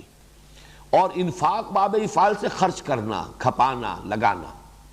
یہ ہے انفاق، لگا دینا، خرچ کر دینا، صرف کر دینا۔ اب ظاہر بات ہے کہ خرچ تو انسان کرتا ہی ہے۔ ایک تو یہ کہ خسیس لوگ، بخیل لوگ جو سینت کر رکھتے ہیں، گویا کہ ان کو بھی ایکسکلوڈ کر دیجئے یہاں، کہ یہاں اللہ مما رزقناہم ينفقون سے وہ لوگ نکل گئے، بلکہ خرچ کرنا۔ اور خرچ کرنے میں بھی ایک ہے اپنی عیش پر خرچ کرنا، اپنی عیاشی پر، اپنے اسراف میں خرچ کرنا، تبذیر میں خرچ کرنا، اپنی ہی ضروریات پر خرچ کرنا جو ہر انسان کرتا ہے۔ یہ چیزیں بھی یہاں سے خارج ہو جائیں گی، اس لیے کہ یہاں تو ایک مدح کے یعنی مقام پر ذکر ہو رہا ہے۔ تو مراد ہے، اگرچہ یہاں پہ الفاظ موجود نہیں ہے، فی سبیل اللہ یا مرضات اللہ کے لیے، اللہ کی رضا جوئی کے لیے خرچ کرنا، مراد یہ ہے وَمِمَّا رَزَقْنَاهُمْ يُنْفِقُونَ، جو کچھ ہم نے انہیں دیا ہے اس میں سے خرچ کرتے ہیں اللہ کی رضا کے لیے۔ ویسے یہ کہ قرآن مجید میں اللہ کی رضا کے لیے خرچ کرنے کے لیے لفظ زکوٰۃ بھی ہے، صدقات بھی ہے، انفاق بھی ہے، ایتاء مال بھی ہے۔ اس میں سب سے جامع اصطلاح جو ہے انفاق ہے، اور اس سورہ مبارکہ میں خاص طور پر انفاق کے موضوع پر آگے چل کر پورے 2 رکوع آئیں گے بہت ہی شرح و بسط کے ساتھ۔ یہ جو ہے اصطلاح پوری طرح پر اجاگر ہو کر نکھر کر سامنے آئے گی، اور اس میں زیادہ پہلو ہوتا ہے دین کے لیے خرچ کرنا، جس میں سے جیسے کہ مثال ہمارے سامنے حضرت ابو بکر صدیق کی ہے رضی اللہ تعالی عنہ۔ وہ خاصے بڑے سرمایہ دار تھے، تاجر تھے، سرمایہ ان کے پاس تھا، لیکن یہ کہ انہوں نے اپنا سارا سرمایہ خرچ کر دیا، لگا دیا حضور صلی اللہ علیہ وسلم کے مشن پر، اور خاص طور پر یہ کہ غلاموں کے طبقات میں سے جو لوگ ایمان لائے تھے ان کو خرید کر بڑی بھاری رقمیں دے کر، جو ان کے آقا تھے منہ مانگے دام انہیں دے کر انہیں خریدا اور آزاد کیا، جن میں حضرت بلال رضی اللہ تعالیٰ عنہ سر فہرست تھے۔ تو یہ ان کا انفاق ہے۔ تو گویا کہ یہ پھر ایک علامت، ایک وصف، ان کی ایک خاص نمایاں خصوصیت، یہ تعویل خاص، اور تعویل عام میں گویا کہ یہاں پر وہ بخیل لوگ نکل جائیں گے، اور وہ لوگ کہ جو تبذیر پر یا صرف اسراف پر پیسہ لٹاتے ہوں اور صرف اپنے ہی لیے، اپنی ہی ضروریات پر صرف کرتے ہوں، نہیں، بلکہ یہ کہ خیر کے لیے، بھلائی کے لیے، نیکی کے لیے، غرباء کے لیے، محتاجوں کے لیے، مساکین کے لیے۔ یہ بھی در حقیقت وہ جو فطرت کی صحت ہے اس کی ایک علامتوں میں سے علامت ہے۔ جیسا کہ میں نے عرض کیا تھا کہ جہاں شکر جو ہے ایک رخ ہے، وہاں رحم، یہ رحم جو ہے کہ بھوکے کو دیکھ کر آدمی تڑپ اٹھے اور اس کو کھانا کھلائے۔ اطعام المسکین، یہ جیسا کہ قرآن مجید میں بار بار آیا ہے، ولا یحض علی طعام المسکین، یہ گویا کہ کسی شخص کی دنات اور پستی اور فطرت کے اس کے یعنی پرورٹ ہو جانے کی ایک بہت بڑی علامت یہ ہے کہ خود بھی بخیل ہے، خود بھی کسی کو بھوکے کو اور مسکین کو کھانا کھلانے کو تیار نہیں، کسی اور کو بھی کہنے کو آمادہ نہیں، اس لیے کہ اندیشہ ہوتا ہے کہ اگر میں کسی سے کہوں گا تو کوئی پلٹ کر مجھ سے کہہ دے گا کہ تم بھی تو پیسے والے ہو، تمہیں بھی فراغت عطا ہوئی ہے، تم کیوں نہیں صرف کرتے۔ ولا یحض علی طعام المسکین، یہ گویا کہ اخلاقی پستی کی انتہا کے لیے تعبیر ہے جو ان الفاظ کے ذریعے سے کی گئی ہے۔ تو اس کے برعکس وَمِمَّا رَزَقْنَاهُمْ يُنْفِقُونَ، جو کچھ ہم نے انہیں دیا ہے، عطا فرمایا ہے، اور رزق یہاں پر نوٹ کر لیجئے، اگرچہ عام طور پر تو کھانے پینے کی چیزوں کے لیے یہ لفظ مستعمل ہے، لیکن حقیقت میں رزق اور نصیب حصہ، اسی طریقے سے اس دنیا میں انسان کو جو کچھ ملا ہے وہ رزق ہے۔ ذہانت ملی ہے، یہ بھی اللہ کا رزق ہے جو اس نے اپنے اس بندے کو دیا ہے،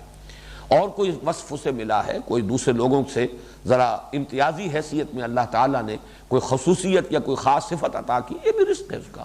علم اس کا رزق ہے، اولاد بھی رزق ہے، اسی طریقے سے مال اور دنیاوی اسباب جو ہے وہ بھی رزق ہے۔ وَمِمَّا رَزَقْنَاهُمْ يُنْفِقُونَ وَالَّذِينَ يُؤْمِنُونَ بِمَا أُنزِلَ إِلَيْكَ وَمَا أُنزِلَ مِن قَبْلِكَ، اور وہ لوگ کہ جو یقین رکھتے ہیں، اب یہ بے جو آ رہی ہے یؤمنون بما، با جو ہے یہ صلے کی بے ہے، والذین یؤمنون بما انزل الیک، جو ایمان رکھتے ہیں اس پر بھی جو نازل کیا گیا ہے محمد آپ کی طرف، وما انزل من قبلک، اور جو نازل کیا گیا ہے محمد صلی اللہ علیہ وسلم آپ سے پہلے۔ اب اس میں بھی دیکھیے تعویل خاص کے اعتبار سے اس میں ایک تعریض ہے۔ تعریض کیا ہے کہ یہود صرف اپنے اوپر جو چیزیں نازل ہوئی، تورات یا اور جو صحیفے ہیں مختلف انبیاء کے، اس لیے کہ اولڈ ٹیسٹمنٹ جسے کہا جاتا ہے اس میں بھی صرف تورات نہیں ہے، بلکہ جس شکل میں بھی ہے تحریف شدہ صورت میں بھی، اس میں پہلی 5 کتابیں ہیں وہ تورات، لیکن یہ کہ اس کے بعد جو ہے بہت سے انبیاء کے صحیفے ہیں، یہ گویا کہ ما انزل من قبلک۔ باقی یہودی تو چونکہ انجیل کو بھی نہیں مانتے، اس اعتبار سے وہ بھی اس سے خارج ہو جائے گا، لیکن یہ کہ نصارہ مدینے میں موجود نہیں تھے، یہ تعویل خاص کے اعتبار سے وہ لوگ جو مدینے میں تھے، اور ان کا معاملہ یہ ہے کہ وہ یہ کہتے تھے کہ ہم اور کسی کو ماننے کے لیے تیار نہیں ہیں، بس ہمارے پاس جو کتاب ہے، جو بھی ہمارے پاس اللہ کی طرف سے وحی آئی ہے وقتاً فوقتاً، ہم اس کو مانتے ہیں۔ تو تعریض ہے ان کے، گویا کہ ان کے اوپر ایک تنقید کی جا رہی ہے، اور اس کے مقابلے میں اشارہ کیا جا رہا ہے محمد الرسول اللہ صلی اللہ علیہ وسلم پر ایمان لانے والوں پر کی جانب، کہ ان میں وہ وسعت قلب ہے، وہ وسعت نظر ہے، وہ کہیں کسی یوں نہ سمجھیے کہ تنگ نظری میں وہ مبتلا ہے، بلکہ ان کو حق کے وہ جویا ہیں، حق جہاں بھی ہے اس کو مانتے ہیں۔ وہ اس پر بھی یقین رکھتے ہیں اے نبی جو آپ کی طرف نازل کیا جا رہا ہے یا نازل کیا جا چکا ہے، اور اس پر بھی کہ جو آپ سے پہلے نازل کیا گیا۔ والذین یؤمنون بما انزل الیک وما انزل من قبلک وبالآخرۃ ھم یوقنون۔ اب یہاں ذرا نوٹ کیجئے، آخرہ کہیں گے پچھلی، آخر اس کا یہ مؤنث آخرہ، کوئی پچھلی چیز، یہ ایک وصف ہے، ایک صفت ہے، لیکن اس سے پہلے گویا کہ محذوف مانا جائے گا۔ الحیات الآخرہ، پچھلی زندگی، یا الدار الآخرہ، پچھلا گھر، پچھلا عالم، یعنی عالم آخرہ، یا یہ کہ نشأۃ الآخرہ، پچھلا اٹھایا جانا، ایک نشأۃ اولیٰ ہے، ہم اس دنیا میں جو پیدا ہوئے ہیں، پروان چڑھے ہیں، بڑھے ہیں، یہ ایک نشأۃ الاولیٰ ہے۔ وَلَقَدْ عَلِمْتُمُ النَّشْأَةَ الْأُولَىٰ، تمہارے علم میں ہے اللہ نے پہلی مرتبہ جو تمہیں اٹھایا، تو آخر دوبارہ اٹھانا اس کے لیے کیسے ناممکن ہو جائے گا؟ تو نشأۃ آخرہ، تو گویا کہ کوئی نہ کوئی لفظ یہاں پر محذوف ماننا پڑے گا۔ ویسے پھر قرآن مجید میں یہ لفظ بغیر کسی بھی موصوف کے اس کثرت کے ساتھ آیا ہے۔ الآخرہ سے مراد ہے اخروی زندگی، الحیات الآخرہ، تو وہ جو پچھلی زندگی ہے، الدار الآخرۃ والدار الآخرۃ خیر وابقیٰ، کہیں کہیں موصوف کو نمایاں کر دیا گیا، لیکن اکثر و بیشتر محض آخرہ، یؤمنون بالآخرہ، تو اس سے مراد ہے بالحیات الآخرہ یا بالدار الآخرہ، پچھلے گھر پر یا پچھلی زندگی پر، عالم آخرہ پر ان کا یقین۔ یہاں یہ نوٹ کیجئے کہ ایمان اب تک لفظ چلا آ رہا تھا یؤمنون بالغیب،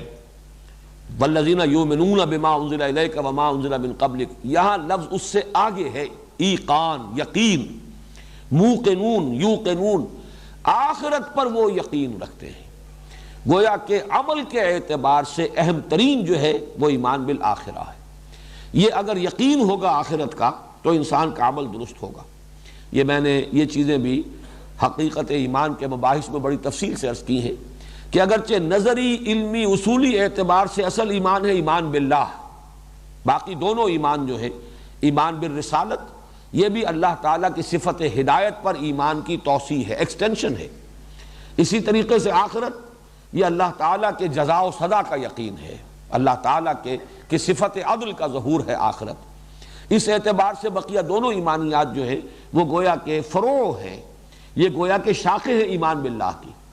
قانونی اعتبار سے اہم ترین ایمان، یہ آگے چل کر دوسرے رکوع میں یہ بات واضح ہوگی کہ جہاں پر کہ در حقیقت پانی مرتا تھا منافقوں اور یہودیوں کے ضمن میں، وہ یہ ہے کہ وہ حضور کو ماننے کو تیار نہیں تھے، آخرت کو ماننے کا اقرار کرتے تھے اور اللہ کو ماننے کا اقرار کرتے تھے۔ وَمِنَ النَّاسِ مَن يَقُولُ آمَنَّا بِاللَّهِ وَبِالْيَوْمِ الْآخِرِ وَمَا هُمْ بِمُؤْمِنِينَ، گویا کہ وہاں نفی جو تھی یا کمی جو تھی وہ ایمان بالرسول کی تھی، اور قانونی اعتبار سے اہم ترین ایمان ایمان بالرسول ہے۔ رسول کو مانیں گے تبھی آپ کو معلوم ہوگا کہ اللہ کو کن اسماء و صفات کے حوالے سے ماننا ہے۔ آمنت باللہ کما ہوا باسمائہ و صفاتہ۔ اسی طریقے سے آخرت کو جب رسول کو مانیں گے تو معلوم ہوگا کہ اس کی تفاصیل کیا ہے، بعث بعد الموت ہے، حساب کتاب ہے، جزا سزا ہے، وزن اعمال ہے، جنت ہے، دوزخ ہے۔ گویا کہ قانونی اعتبار سے کوئی شخص موحد اعظم ہو اور وہ رسول کو نہیں مانتا وہ کافر شمار ہوگا۔ کوئی شخص کتنا ہی آخرت کو مانتا ہو رسول کو نہیں مانتا وہ کافر قرار پائے گا۔ تو قانونی اعتبار سے اصل ایمان بالرسول، اور عملی اعتبار سے انسان کے اپنے عمل اور اخلاق کے درستی کے اعتبار سے اہم ترین ایمان بالآخرہ۔ اگر جزا و سزا کا یقین ہے، بعث بعد الموت کا یقین ہے کہ مرنے کے بعد جی اٹھنا ہے، اور ہر عمل کی جواب دہی کرنی ہوگی، اور ہر عمل جو ہے وہ وزن کے اندر آئے گا، تول میں آئے گا، جیسے کہ سورہ کہف میں فرمایا گیا ہے کہ جب وہ اعمال نامہ لا کر رکھ دیا جائے گا، وَوُضِعَ الْكِتَابُ فَتَرَى الْمُجْرِمِينَ مُشْفِقِينَ مِمَّا فِيهِ وَيَقُولُونَ يَا وَيْلَتَنَا مَا لِهَذَا الْكِتَابِ لَا يُغَادِرُ صَغِيرَةً وَلَا كَبِيرَةً إِلَّا أَحْصَاهَا، اس نے تو کوئی چھوٹی چیز میں نہیں چھوڑی، تمام اعمال کا اس نے احاطہ اور احصاء کیا ہوا ہے۔ اگر یہ یقین ہے تو پھر آدمی تیر کی طرح سیدھا ہو جائے گا، پھر اس کا ہر عمل جو ہے صحیح ہوگا۔ وہ زبان سے ایک لفظ نکالنے سے پہلے بھی تولے گا کہ مجھے یہ لفظ کہنے کا حق ہے یا نہیں، اور اگر یہ یقین نہیں ہے تو پھر لاپرواہی ہے، لاؤبالیانہ انداز ہوگا، جو چاہے گا کہے گا، جو چاہے گا کرے گا۔ تو بالآخرت ہم یوقنون، یؤمنون کی بجائے ایمان سے ایک جو اور کیفیت جو ایمان کی اس کی گہرائی جو ہے، یقین کی کیفیت، ایک ایمان جو ہے ایمان باللسان بھی ہے، ایک ایمان جو ہے وہ زبانی اظہار ہے، اور ایک ایمان جو حقیقی ایمان ہے وہ ہے یقین بالقلب، یقین قلبی، یقین پیدا کرے ناداں یقین سے ہاتھ آتی ہے، وہ درویشی کے جس کے سامنے جھکتی ہے فغفوری۔ تو یہاں آخرت کے ساتھ یہ لفظ یقین آیا ہے، وَبِالْآخِرَةِ هُمْ يُوقِنُونَ، آخرت پر تو، اور اس میں جو آپ نے دیکھا ہے اصل میں تو وَهُمْ يُوقِنُونَ بِالْآخِرَةِ، اگر اس کو پیرافریز کیا جائے، اگر جملہ جو ہے جیسے کہ عام کنسٹرکشن ہوتی ہے اس میں تو یہ ہونا چاہیے وَهُمْ يُوقِنُونَ بِالْآخِرَةِ وَبِالْآخِرَةِ هُمْ يُوقِنُونَ۔ اس میں ایک تو یہ کہ ایمفیسس، تاکید، آخرت پر تو گویا کہ ان کا یقین ہے، اور ہم کو یہاں پر لا کر، حالانکہ ہم کی یہاں ضرورت نہیں ہے، وَبِالْآخِرَةِ يُوقِنُونَ، یوقنون جو ہے، جو فعل ہے اس میں فاعل موجود ہے، ضمیر فاعل ہی موجود ہے، لیکن اس کو مزید جو ہے تکرار کے طور پر جلایا گیا اور پھر اس کو مقدم کیا گیا، وہ اس اعتبار سے کہ اور زیادہ ایمفیسس ہو جائے، آخرت پر تو ان کا یقین ہے، بلکہ اس سے بھی آگے بڑھ کر آخرت پر تو انہی کا یقین ہے، یہ ہم لا کر یہاں پر حصر کا انداز پیدا ہوا، یعنی اس میں بھی تعریض ہو گئی کہ کہنے کو تو کچھ اور لوگ بھی کہتے ہیں کہ آخرت کو ہم مانتے ہیں، جیسے آگے چل کر آ جائے گا یہود کا قول یا منافقین کا قول، لیکن یہ کہ آخرت پر یقین حقیقتاً انہی لوگوں کا ہے جن میں یہ اوصاف موجود ہیں۔ اور اگر آپ لیں گے اس کو تعویل عام تو ظاہر بات ہے کہ آخرت کا بھی یقین یا آخرت کا ایمان یہ اس اجمالی ایمان کا جزو لازم ہے جو ہم سورہ فاتحہ میں دیکھ چکے ہیں کہ جہاں تک رسائی سلیم الفطرت صحیح العقل انسان کی ہو جاتی ہے اس کا ایک جزو لازم یہ بھی ہے وہ مالک یوم الدین، جزا و سزا کے دن کا مالک۔ اگر یہ نہیں ہوگی تو پھر یہ ایمان باللہ اور یہ حمد اور شکر اور یہ سب نعت یہ سب جو ہے ہو سکتا ہے ذہنی عیاشی بن کر رہ جائے۔ اصل میں جو چیز انسان کو سیدھا کرنے والی ہے، اس کے عمل کو صحیح اور درست کرنے والی ہے، اس کے اخلاق کو، اس کے معاملات کو، اس کے روش کو، وہ آخرت کا یقین ہے۔ اس کے بعد فرمایا اولئک علی ھدی من ربہم، یہ وہ لوگ ہیں کہ جو اپنے رب کی طرف سے ہدایت پر ہیں۔ یہاں جیسا کہ میں نے عرض کیا تھا وہ تعویل خاص جو ہے بہت نکھر کر آ گئی، گویا کہ اشارہ اولئک، وہ لوگ دیکھو وہ لوگ ہیں، ابو بکر ہے، عمر ہے، عثمان ہے، طلحہ ہے، زبیر ہے، یہ سب لوگ، بلکہ یہ کہ جب حضور تشریف لائے ہیں مدینے میں تو انصار میں سے بھی بہت سے لوگ ایمان لا چکے تھے، 72 تو وہی تھے کہ جنہوں نے بیعت عقبہ ثانیہ میں حصہ لیا ہے اور حضور کو دعوت دی ہے کہ آپ تشریف لائیے، وہ لوگ بھی موجود تھے، سعد بن عبادہ، سعد بن معاذ، ایسے لوگ جو ہیں موجود تھے وہاں۔ تو یہ ہیں وہ لوگ جو اپنے رب کی طرف سے ہدایت پر ہیں۔ گویا کہ ان آیات کا ابتدائی حصہ اگر سامنے رکھیں گے تو وہ تعویل عام کی طرف زیادہ اشارہ کر رہا ہے، قرآن کی ہدایت سے استفادے کی یہ شرائط ہے، اور اس آیات کا اختتام ہو رہا ہے وہ تعویل خاص کی طرف زیادہ اشارہ کر رہا ہے۔ یہ ہیں وہ لوگ، یہ اس شجرہ مبارکہ کے برگ و بار تمہارے سامنے ہیں، درخت کو اگر پھل سے پہچانتے ہو تو ان کو دیکھ لو، ان کے یہ نمایاں اوصاف ہیں، ان کی زندگی جو ہے، ان کے معمولات جو ہیں وہ نماز کے گرد گھوم رہے ہیں، نماز ہی مرکز و محور بن چکی ان کی زندگی میں، ان کا آخرت پر یقین ان کی زندگیوں کے اندر مشاہدہ کر لو، ان کا ایمان کوئی تنگ ظرفی نہیں ہے کہ ہم تو صرف اسی کو مانیں گے جو ہم پر نازل کیا گیا، بلکہ یہ کہ جو بھی اللہ نے اس سے پہلے اتارا ہے ان کی نگاہ وسیع، ان کا سینہ کشادہ، ان کی جو اپروچ ہے اس کے اندر کوئی تنگی نہیں ہے۔ یہ ہیں وہ لوگ جو اپنے رب کی طرف سے ہدایت پر ہے، ہدایت قرآنی کا مظہر ہے، یہ ثبوت ہے، یہ اس کی برکات کا ظہور ہے۔ اولئک علی ھدی من ربہم، یہ ہیں وہ لوگ جو اپنے رب کی طرف سے ہدایت پر ہیں، واولئک ھم المفلحون، اور یہی لوگ ہیں۔ پھر یہاں دیکھیے ہم یہاں پر لا کر یہ گویا کہ پھر حصر کا مضمون آ رہا ہے، یہی وہ لوگ ہیں جو فلاح پانے والے ہیں۔ لفظ مفلح جو ہے فلاح، اس پر تھوڑی سی میں گفتگو کرنا چاہوں گا، اگرچہ ان چیزوں پر بڑی تفصیل سے مباحث میں کر چکا ہوں، لیکن اب جب کہ یہ دور ثانی ہمارا ہے تو اجمالاً ان تمام چیزوں کو دہرانا ضروری ہے۔ فلاح یفلح، اس کے معنی ہوتا ہے کسی چیز کو کاٹنا، توڑنا، پھاڑنا، اسی سے لفظ فلاح بنا ہے۔ فلاح ہل چلانے والا، وہ اپنے ہل کی نوک سے دھرتی کے سینے کو چیرتا ہے، کاٹتا ہے، تو وہ فلاح ہے۔ فلاحین کی تحریک مصر میں، جیسے ہمارے ہاں کسانوں کی تحریک، کسان موومنٹ، ایسے فلاحین کی تحریک۔ تو فلاح فلاح سے بنا ہے، فلاح یفلح کاٹنا توڑنا، اسی سے وہ محاورہ ہے ان الحدید بالحدید یفلح، لوہا لوہے ہی سے کٹتا ہے، تو یہ لوہے کو لوہا کاٹتا ہے یا لوہا لوہے سے کٹتا ہے، ان الحدید بالحدید یفلح، تو یہ فلاح کے معنی توڑنا پھاڑنا۔ اچھا فلح کا لفظ بھی آتا ہے لام کے زیر کے ساتھ، فلح یفلح ٹوٹ جانا، خود ٹوٹ جانا، پھٹ جانا، چنانچہ ہونٹوں کے بارے میں آتا ہے، ہونٹ پھٹ گئے، اس کے لیے یہ لفظ آتا ہے۔ اس سے جب بنتا ہے باب افعال میں تو یہ ہے افلح یفلح، اگرچہ مصدر کے طور پر یہاں بھی لفظ فلاح ہی استعمال کرتے ہیں بجائے افلاح کے۔ افلح یفلح میں مفہوم وہی ہے جو فلاح یفلح کا ہے، پھاڑنا، لیکن اس میں مبالغہ ہے اور اس میں تاکید ہے، زور ہے، شدت ہے، کسی شے کو پوری طاقت کے ساتھ پھاڑنا اور اس میں سے کوئی شے برآمد کرنا۔ یہ کسی جیسے زمین کو کھود کر خزانہ اگر دفن ہے، خزانہ اس میں سے نکال لینا، کہیں کوئی اور چیز ہے اس کے اوپر کوئی کرسٹ آ گیا ہے، اس کے اوپر کسی اعتبار سے کوئی پردہ آ گیا، پردہ ہٹا کر اسے منکشف کرنا، کرسٹ ہے کوئی پپڑی جم گئی ہے اس کو توڑ کر اس میں سے اصل شے جو ہے اس کو نکال لینا، یہ افلاح کا اصل مفہوم ہے۔ اور یہ لفظ قرآن مجید کی بڑی بنیادی اصطلاح ہے، اس لیے کہ دوسرے مذاہب میں الفاظ آتے ہیں نجات، ویسے نجات کا لفظ بھی قرآن مجید میں آیا ہے، یہ سورہ مومن میں، کہ وہاں پر ہے کہ لوگوں میں تمہیں نجات کی طرف بلا رہا ہوں، جو مومن آل فرعون تھے ان کی تقریر میں یہ لفظ آیا ہے، تو نجات کا لفظ بھی آیا ہے۔ اسی طریقے سے انسان کا کسی حیثیت سے بچ جانا، فائزین کامیاب ہو جانا، فائزون راشدون، یہ مختلف الفاظ آئے ہیں، لیکن فلاح کا لفظ جو ہے یہ سب سے زیادہ کثرت کے ساتھ اور انسان کی سب سے اونچی جو منزل مقصود ہے اس کی تعبیر کے لیے لفظ فلاح آتا ہے۔ اور اس کے اندر جو اصل حقیقت ہے وہ کیا ہے؟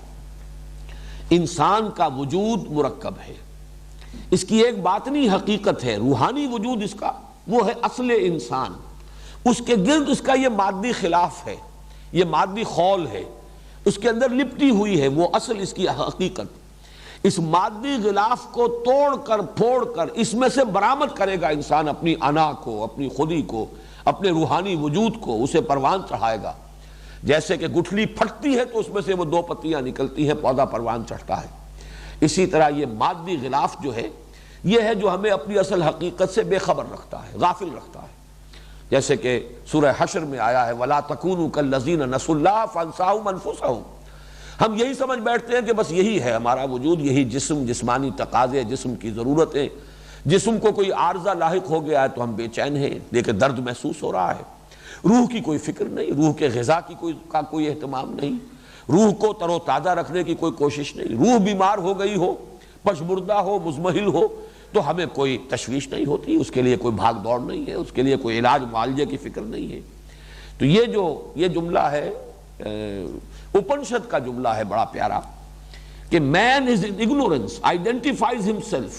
with the material sheaths which encompass his real self۔ انسان اپنی جہالت میں، نادانی میں اپنے آپ کو ان مادی غلافوں سے تعبیر کر بیٹھتا ہے کہ جنہوں نے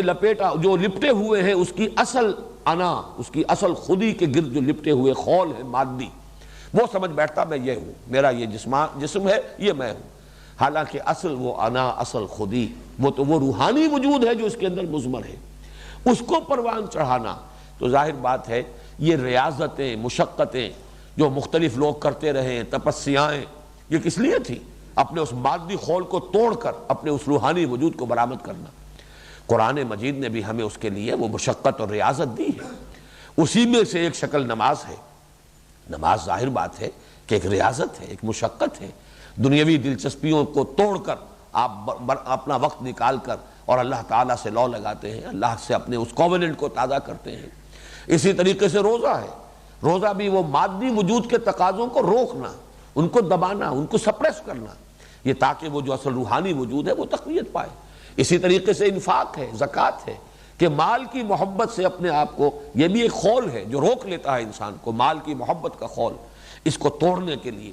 پھر یہ جہاد ہے، اللہ کی راہ میں اپنا جان، اپنی مال صرف لگانا ہے، خرچ کرنا ہے۔ یہ تمام یہ ریاضتیں ہیں در حقیقت کہ جس کے ذریعے سے وہ اصل میں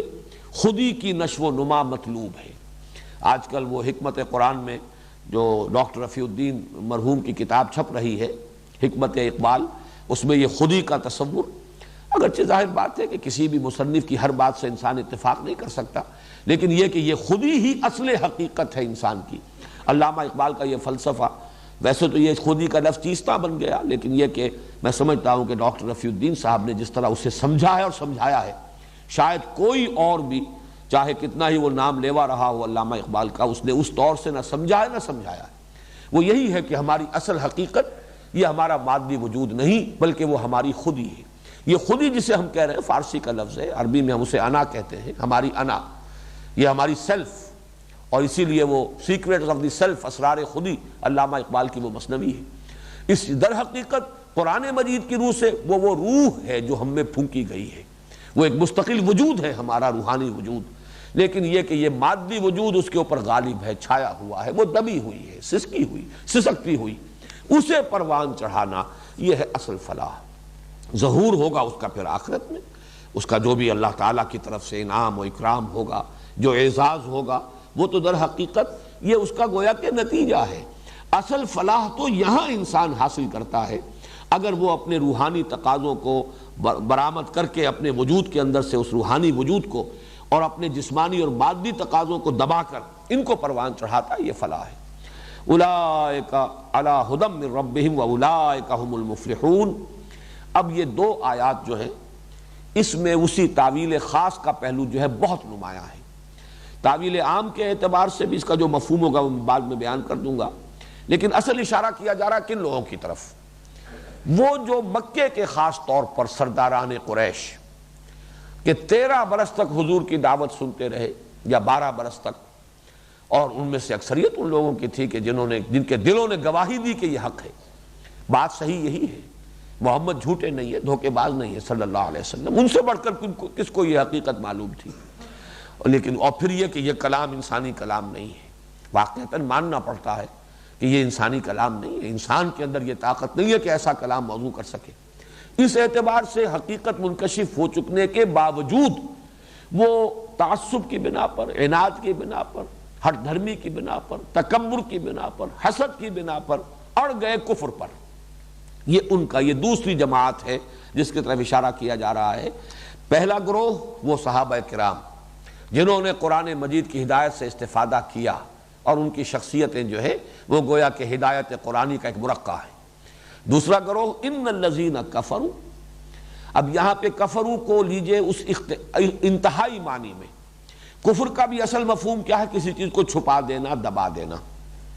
انسان کے اندر کسی شے کے بارے میں جب یہ گواہی ابھرے، دل گواہی دے دے یہ بات صحیح ہے، لیکن کسی مصلحت کی وجہ سے وہ اس کو مانتا نہیں ہے، یہ کفر ہے۔ اسی طریقے سے کسی کے احسان کے جواب میں جذبہ شکر ابھرا ہے، لیکن کسی وجہ سے انسان اس کو دباتا ہے، ظاہر نہیں کرتا، زبان سے شکر ادا نہیں کرتا، یہ بھی کفر ہے۔ تو کفر شکر کے مقابلے میں بھی آتا ہے، اس لیے کہ وہ جذبہ جو ہے فطرت انسانی کا، اسے گویا کہ انسان نے دبا دیا، چھپا دیا۔ اور کفر کسی بات کا بھی ہوتا ہے بئی معنی کہ دل نے تو مانا ہے کہ یہ بات صحیح ہے، لیکن میں مان لوں گا تو اس کا مطلب یہ کہ یہ جیت گیا، میں ہار گیا، یہ بازی لے گیا اور میں بازی لوز کر گیا، یا اس کی فوقیت ثابت ہو جائے گی اور میں تو گویا کہ کمتر درجے کا ثابت ہو جاؤں گا۔ اس وجہ سے کسی شے کے حقانیت کے انکشاف کے بعد بھی اس کو رد کر دینا یہ کفر ہے۔ پھر اس میں اڑ جانا، ایسا بھی ہوتا ہے کہ کسی کی طرف سے کفر ہوا ہو، اگرچہ کوئی عصبیت ہے، وہ عصبیت قومی، ہمارے آباء و اجداد کی دین تھا، یہ ہمارے آباء و اجداد کے عقائد تھے، یہ ہماری جو ہے صدیوں سے چلی آ رہی ہے، یہ رسوم، یہ ہماری ریت ہے، ہم کیسے چھوڑ دیں؟ یہ تعصب جو ہے یہ در حقیقت ہو سکتا ہے کہ کچھ وقت کے بعد دھل جائے، اگر حقانیت کا انکشاف زیادہ ہو جائے تو یہ عصبیت جو ہے آبائی عصبیت یہ ختم ہو سکتی ہے۔ لیکن جو ذاتی عصبیت ہوتی ہے، اپنا تکبر، اپنی زدم زدہ، جسے قرآن مجید میں شقاق سے کہا گیا ہے، شقاق، ہم فی شقاق، اب وہ زدم زدہ کے اندر مبتلا ہو چکے ہیں، یہ پھر کیفیت وہ ہے کہ یہ زائل نہیں ہو سکتی۔ تکبر، حسد،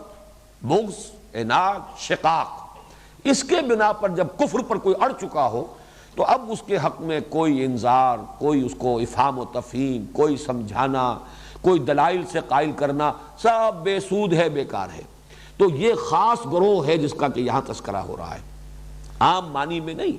اس لیے کہ بے شمار لوگ وہ ہیں کہ جو اس کے بعد بھی ایمان لے آئے۔ مکے میں بھی لوگ ایسے تھے جو بعد میں ایمان لے آئے، کچھ لوگ ہیں کہ جنہوں نے ابتداً انکار کیا۔ حضرت عمر رضی اللہ تعالی عنہ، ان کا جو انکار اور اعراض تھا میرے نزدیک وہ تعصب یا عصبیت تھی، آبائی عصبیت، آباء و اجداد کے طور طریقوں کے ساتھ ایک عصبیت کی کیفیت۔ لیکن وہ ذاتی اناد کا معاملہ اگر ہوتا تو وہ معاملہ ابو جہل کا معاملہ ذاتی اناد اور تکبر کا تھا، حسد کا تھا، اس وجہ سے وہ نہیں دھلا۔ اور حضرت عمر رضی اللہ تعالیٰ عنہ کو اگرچہ 6 سال لگ گئے۔ حضرت حمزہ کا معاملہ یہ تھا کہ اس میں وہ عصبیت بھی نہیں تھی لیکن غفلت تھی، دلچسپی نہیں ہے، کھیل کود میں، سیر شکار میں نکل گئے ہیں اور ہفتوں صحرا کے اندر، جنگلوں کے اندر، وہاں شکار کے اندر لگا رہے ہیں۔ تو چونکہ ان چیزوں کی طرف کوئی توجہ ہی نہیں تھی تو محض غفلت اس کی وجہ سے دیر لگ جائے، یا اگر تعصب یا عصبیت ہے صرف آبائی رسوم و رواج اور عقائد کی وجہ سے، یہ بھی زنگ جو ہے دھل سکتا ہے۔ لیکن جہاں ذاتی تکبر اور عناد اور ذاتی شقاق اور زدم زدہ کی کیفیت ہو تو یہ شے زائل ہونے والی نہیں ہوتی۔ اور اس کو جان لیجئے کہ یا تو یہ سرداران قریش میں سے معاملہ تھا اور یا پھر علماء یہود۔ اسی لیے اکثر مفسرین کی رائے یہ ہے کہ یہاں ان 2 آیات میں انہی دونوں گروہوں کی طرف، مکے کے قریش کے زعماء سرداران اور مدینے میں یہود کے علماء، ان کے جو مذہبی پیشوا تھے،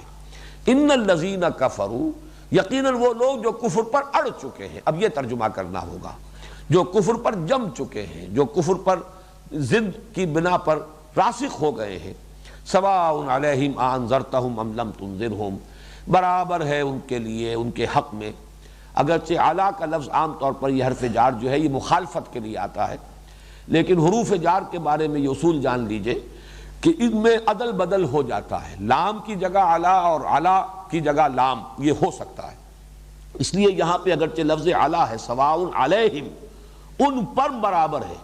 یہاں مراد ہے سواء لہم، ان کے حق میں برابر ہے۔ انذرتہم ام لم تنذرہم لا یؤمنون، خواہ آپ انہیں انذار کریں، ڈرائیں،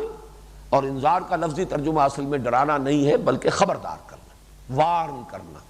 نذیر کے معنی وارنر، خبردار کرنے والا، آگاہ کر دینے والا۔ آگے اگر کوئی گڑھا ہے اور کوئی نابینا شخص جا رہا ہے اور آپ اسے کہتے ہیں پکار کر کے دیکھنا بھائی آگے گڑھا ہے، تو یہ در حقیقت انذار ہے، یہ تخویف نہیں ہے۔ ہمارے ہاں عام طور پر لفظ انذار کا ترجمہ جو ڈرانا کر دیا جاتا ہے، لیکن حقیقت میں خبردار کرنا، وارن کرنا۔ آپ کتنا ہی انہیں وارن کریں، خبردار کریں، آخرت کی خبر سنائیں، جہنم کی وعیدیں سنائیں، اب ان کے حق میں بالکل یہ برابر ہے، سواء علیہم انذرتہم ام لم تنذرہم لا یؤمنون، خواہ آپ انہیں خبردار کریں اور خواہ آپ انہیں خبردار نہ کریں، یہ ایمان نہیں لائیں گے۔ ختم اللہ علی قلوبہم، مہر کر دی ہے اللہ نے ان کے دلوں پر، وعلی سمعہم، اور ان کے کانوں پر، وعلی ابصارہم غشاوہ، اور ان کی آنکھوں پر پردہ ہے۔ یہ جو ختم قلوب کا معاملہ ہے، ختم کا لفظ جو ہے اردو میں بھی جس معنی میں مستعمل ہے، کسی چیز کو ختم کر دینا، پورا کر دینا کسی کام کو، عربی میں بھی اس معنی میں یہ مستعمل ہے۔ وہ پھر بغیر صلے کے آتے ہیں، میں نے اس کو ختمت القرآن، میں نے قرآن مجید کی تلاوت پوری کر لی، یہاں پر کوئی صلہ نہیں آئے گا۔ لیکن جب صلہ آئے اعلیٰ، ختمہ اعلیٰ، اس کے معنی ہے کسی شے پر مہر لگا دینا، یعنی کسی چیز کو مہر بند کر دینا، اب اس میں کوئی شے شامل داخل نہ ہو سکے اور وہاں سے کوئی شے نکل نہ سکے، یہ سیل کر دینا جو ہے، تو یہ اللہ تعالیٰ نے ان کے دلوں پر سیل کر دیا ہے۔ ختم اللہ علی قلوبہم وعلی سمعہم، اور ان کے کانوں پر۔ سمع اگرچہ مصدر ہے لیکن یہ لفظ جو ہے مصدر سے آگے بڑھ کر یہ سماعت کے لیے بھی مستعمل ہوگا، اعلی سماعت جو ہے ہمارا کان، اس کے لیے بھی مستعمل ہوگا، اور جمع کے لیے بھی آئے گا اور واحد کے لیے بھی آئے گا۔ اللہ نے ان کے کانوں پر بھی مہر کر دی، یہاں مراد کان ہے۔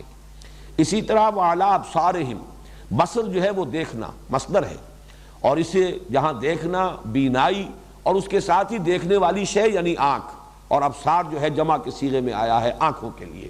ان کی آنکھوں پر پردے پڑے ہوئے ہیں۔ اللہ نے مہر کر دی ہے ان کے دلوں پر اور ان کے کانوں پر، اور ان کی آنکھوں پر پردے پڑے ہوئے ہیں، وَعَلَىٰ أَبْصَارِهِمْ غِشَاوَةٌ وَلَهُمْ عَذَابٌ عَظِيمٌ، اور ان کے لیے ہے بہت بڑا عذاب۔ اب یہ ختم قلب جو ہے اس کے بارے میں بھی کچھ عرض کر دوں کہ اس میں بھی وہ ستیارتھ پرکاش کے مصنف کو تو یقیناً اس پر بھی اعتراض ہوا ہوگا، جب اللہ ہی نے مہر کر دی تو ان کا قصور کیا ہے؟ اللہ نے مہر کر دی، ہدایت ان کے دلوں میں داخل ہو نہیں سکتی، تو پھر ان کی مذمت کس بات پر؟ ان کا قصور کیا ہے؟ تو یہ بھی قاعدہ جو قرآن مجید میں تفصیل سے آیا ہے وہ یہ ہے کہ جب لوگوں کے اندر یہ ضد اور عناد اور ہٹ دھرمی یا تعصب، تکبر، یہ چیزیں جب پیدا ہو جائیں اور اس کی وجہ سے جب اعراض کرتا ہے انسان، تو شروع میں تو وہ اس شے کو حق سمجھ کر اعراض کرتا ہے، ہوتے ہوتے اس کی اپنی ذہنیت اس طرح بست ہو جاتی ہے کہ وہ واقعتاً اب اس کے اندر صلاحیت ہی نہیں رہتی حق کو حق سمجھنے کی، وہ حقیقت کو دیکھنے کی استعداد سلب کر لی جاتی ہے۔ یہ گویا کہ، اور ویسے بھی یہ ایک فزیکل فنومینا جو ہے فزیولوجی میں بھی وہ سمجھ میں آتا ہے کہ اللہ تعالیٰ نے جو ہمارا عضو جس کام کے لیے بنایا ہے، اگر وہ کام اس سے لیا جائے گا تو وہ عضو صحیح رہے گا، سالم رہے گا، اور اگر وہ کام اس سے نہ لیا جائے تو اس میں ڈی جنریشن ہوگی، وہ چیز جو ہے وہ اس کے اندر سے وہ صلاحیت سلب ہونی شروع ہو جائے گی۔ مثلا یہ کہ یہ جوڑ ہے، اس کو اگر آپ لاک کر دیں اور اس کے اوپر پلسٹر بہت دیر تک کے لیے چڑھا رہے تو پھر یہ جو ہے جام ہو جائے گا آپ کا یہ جوڑ جو ہے، اور پھر اس کے اندر یہ صلاحیت باقی نہیں رہے گی۔ آنکھوں پر طویل عرصے تک پٹی بندھی رہے تو بینائی سلب ہو جائے گی۔ اسی طرح انسان میں اللہ تعالیٰ نے حق کو سمجھنے کی اور پہچاننے کی جو استعداد، باطنی بصیرت، ایک بصارت ہے ظاہری، اسی طرح ایک بصیرت باطنی ہے جو بھی رکھی ہے، اگر اس سے آپ کام نہیں لیں گے، اس بصیرت نے آپ کو بتایا ہے یہ صحیح ہے، یہ حق ہے، آپ نے رد کر دیا ہے، تو اگر مسلسل اس پر عمل کریں گے وہ بصیرت ہی ختم ہو جائے گی، اللہ تعالیٰ وہ صلاحیت سلب کر لے گا، اور اسی کو تعبیر کیا جاتا ہے کہ ان پر مہر ہو گئی، ختم اللہ علی قلوبہم۔ یہ ابتداءً نہیں ہوتا بلکہ یہ در حقیقت نتیجہ ہے، اعراض، انکار، حق کو حق سمجھنے کے باوجود قبول نہ کرنے پر اصرار، اس کا یہ منطقی نتیجہ ہے، اس کی سزا ہے جو ملتی ہے اس دنیا میں، کہ پھر ان کے اندر حق کو پہچاننے کی صلاحیت ہی باقی نہیں رہتی۔ چنانچہ اس قاعدے کو اور اس قانون کو اللہ تعالیٰ نے سورہ صف میں بیان کیا، فَلَمَّا زَاغُوا أَزَاغَ اللَّهُ قُلُوبَهُمْ، جب وہ ٹیڑھے ہو گئے تو اللہ نے ان کے دلوں کو بھی ٹیڑھا کر دیا۔ یہ دلوں کو کج کر دینا بعد میں ہوا ہے، یہ نتیجہ ہے۔ جب وہ ٹیڑھے ہوئے، فَلَمَّا زَاغُوا أَزَاغَ اللَّهُ قُلُوبَهُمْ وَاللَّهُ لَا يَهْدِي الْقَوْمَ الْفَاسِقِينَ، جب وہ کج ہو گئے، ٹیڑھے ہو گئے، تو اللہ نے ان کے دلوں کو بھی کج کر دیا، ٹیڑھا کر دیا، اور اللہ ایسے فاسقوں کو، گویا کہ یہاں لفظ جو ہے محذوف ہے، زبردستی ہدایت نہیں دیتا، جو ہدایت کے کو اس طرح رد کر دے، ناقدری کرے ہدایت کی، اللہ تعالیٰ زبردستی انہیں ہدایت نہیں دیتا۔ اگر زبردستی ہدایت دے تو پھر ہدایت پر اجر و ثواب کس بات کا؟ زبردستی کسی کو اگر گمراہ کر دے تو کسی کی گمراہی کے اوپر عذاب اور سزا کس بات کی؟ یہ تو اللہ تعالیٰ نے چوائس دیا ہے، اور انسان اپنی اس صلاحیت کو اگر معطل کر کے رکھ چھوڑتا ہے تو پھر اللہ تعالیٰ اس صلاحیت کو سلب کر لیتا ہے۔ ختم اللہ علی قلوبہم وعلی سمعہم وعلی ابصارہم غشاوہ ولہم عذاب عظیم۔ جیسا کہ میں عرض کر، عذاب عظیم، بہت بڑا عذاب، بہت بڑی سزا، مراد آخرت کی سزا ہے۔ اب یہاں پر جو کچھ میں نے عرض کیا ہے اس کے اعتبار سے بات واضح ہو گئی کہ یہاں خاص طور پر تعویل خاص ہی ہم اپنے سامنے رکھ سکتے ہیں، ورنہ تعویل عام کریں گے تو جو بھی کافر ہے اس کے اوپر اس کا اطلاق کر دیں گے، تو اس کا مطلب تبلیغ پھر کس لیے؟ انذار کاہے کے لیے؟ تبشیر کس لیے؟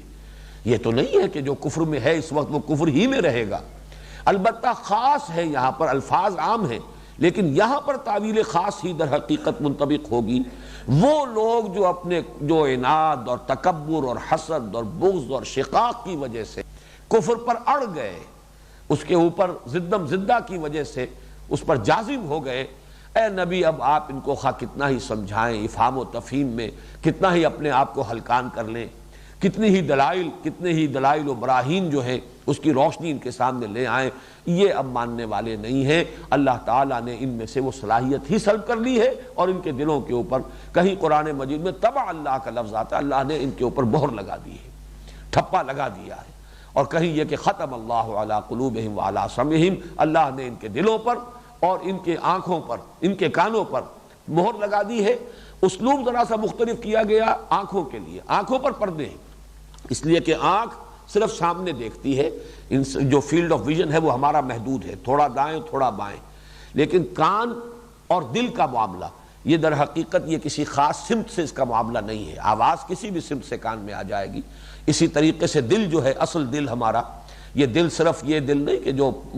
بلڈ کو پمپ کرنے والا ہے، بلکہ وہ جو معنوی حقیقت ہے انسان کی، جو مسکن ہے روح کا، یہ بھی اس کے لیے بھی کوئی خاص سمت نہیں ہے کہ اسی سے اس کو کوئی خبر پہنچ رہی ہو اور معلومات پہنچتی ہو، بلکہ یہ کہ وہ بھی چونکہ ہر طرف سے اس کے اندر جو ہے حقائق کا ادراک اور شعور ہو سکتا ہے، اس اعتبار سے وہاں لفظ استعمال کیا ختم۔ اور آنکھ کے لیے چونکہ وہ سامنے ہی کی چیز ہے، ایک ہی سمت میں انسان دیکھتا ہے، اس لیے وہاں پردہ لیا ہے۔ ختم اللہ علی قلوبہم وعلی سمعہم وعلی ابصارہم غشاوہ ولہم عذاب عظیم۔ میں چند منٹ آپ کے اور لوں گا آج، کل پھر ہم اس کی تلافی کر لیں گے۔ یہ ہے کچھ وقت میں جی تو ٹھیک ہے۔ ان آیات کے لیے جو مصنع ہے قرآن مجید میں وہ سورہ یاسین کی ابتدائی آیات ہیں۔ میں صرف چاہتا ہوں کہ وہ بھی آپ کے سامنے آ جائیں تاکہ تقابل ہو جائے ان آیات کا جو آج ہم نے پڑھی ہے اور سورہ یاسین کی ابتدائی آیات۔ یاسین والقرآن الحکیم انک لمن المرسلین علی صراط مستقیم۔ اب یہاں لفظ صراط خاص طور پر، یوں چونکہ سورہ فاتحہ میں صراط آ چکا ہے، اہدنا الصراط المستقیم، سورہ بقرہ کے آغاز میں صرف لفظ ہدایت آیا، صراط کا لفظ دوبارہ جو ہے دہرا کر نہیں لایا گیا۔ قرآن کا من جانب اللہ ہونا اس میں کوئی شک نہیں، والقرآن الحکیم، قسم ہے قرآن کی جو حکمت بھرا ہے، یقیناً اے محمد آپ اللہ کے رسول ہیں۔ تنزیل العزیز الرحیم لتنذر قوم ما انذر آباؤہم فہم غافلون لقد حق القول علی اکثرہم۔ ان میں سے اکثریت پر اللہ کا حق، اللہ کا فیصلہ جو ہے وہ نافذ ہو چکا ہے۔ حق القول علی اکثرہم یعنی اللہ تعالیٰ کا وہ قانون جو ہے کہ جو مسلسل اپنے ضد اور تکبر کی بنا پر حق سے اعراض کرے گا اس کے اندر سے صلاحیت سلب کر لی جائے گی، وہ قانون جو ہے ان کے اوپر منطبق ہو چکا ہے، یہ اس کی زد میں آ چکے ہیں۔ لقد حق القول علی اکثرہم فہم لا یؤمنون انا جعلنا فی اعناقہم اغلالا فہی الی الاذقان فہم مقمحون۔ ہم نے ان کی گردنوں میں طوق لٹکا دیے ہیں اور وہ ان کے ٹھوڑیوں تک آئے ہوئے ہیں، جس کی وجہ سے کہ ان کی گردنیں الل گئی ہیں پیچھے کی طرف۔ یہ گویا کہ مانن اشارہ ہو رہا ہے تکبر میں گردن اکڑ جاتی ہے۔ یہ جو گردنیں اکڑی ہوئی ہیں ابو جہل کی اور اسی طریقے سے اور جو دوسرے عقبہ ابن ابی معیط کی، اصل میں تمہیں نظر نہیں آ رہا، ان کے گلے میں، ان کی گردنوں میں ہم نے طوق ڈال دیے ہیں، اور وہ طوق بھی اتنے ہیں کہ ان کی ٹھوڑیوں تک پہنچے ہوئے، جس کی وجہ سے کہ ان کی گردنیں اکڑی ہوئی ہیں اور سل الل گئے ہیں۔ وَجَعَلْنَا مِن بَيْنِ أَيْدِيهِمْ سَدًّا وَمِن خَلْفِهِمْ سَدًّا، ہم نے ان کے سامنے بھی دیوار حائل کر دی ہے، رکاوٹ کھڑی کر دی، اور پیچھے بھی، یعنی سامنے کے حقائق نظر نہیں آ رہے اور پیچھے کی جو تاریخ ہے انسانی۔ اب یہ ہے جو سورہ یاسین، یہ مکی صورت ہے، اور مکی صورتوں میں یہ سارے مضامین تفصیل سے آئے ہیں، انبیاء اور رسل کے حالات و واقعات، وہ ان کی خبریں، وہ تاریخ، تو ان سب میں سے کسی سے بھی وہ سبق حاصل کرنے کو تیار نہیں۔ فَأَغْشَيْنَاهُمْ فَهُمْ لَا يُبْصِرُونَ، اب ہم نے ان کو ہر طرف سے ڈھانپ دیا ہے اور یہ دیکھ نہیں رہے۔ اب وہ الفاظ آ گئے وَسَوَاءٌ عَلَيْهِمْ أَأَنذَرْتَهُمْ أَمْ لَمْ تُنذِرْهُمْ لَا يُؤْمِنُونَ، بالکل برابر ہے ان کے حق میں یا ان پر کہ آپ ان کو خبردار کریں یا نہ کریں، یہ ایمان نہیں لائیں گے۔ انما تنذر من اتبع الذکر وخشی الرحمن بالغیب، یہ دیکھیے بالغیب پھر آیا۔ اے نبی آپ تو خبردار کر سکتے ہیں انہی کو جو ذکر کی پیروی کرے، جو یاد دہانی آئی ہے اسے قبول کرے اور رحمان سے ڈرتے ہو، اللہ کی خشیت ان کے دلوں میں ہو غیب میں ہونے کے باوجود۔ فَبَشِّرْهُ بِمَغْفِرَةٍ وَأَجْرٍ کریم، تو ایسے انسان کو اے نبی آپ بشارت دیجئے مغفرت کی اور اجر کریم کی۔ اللہم ربنا اجعلنا منہم، اللہم ربنا اجعلنا منہم، آمین یا رب العالمین۔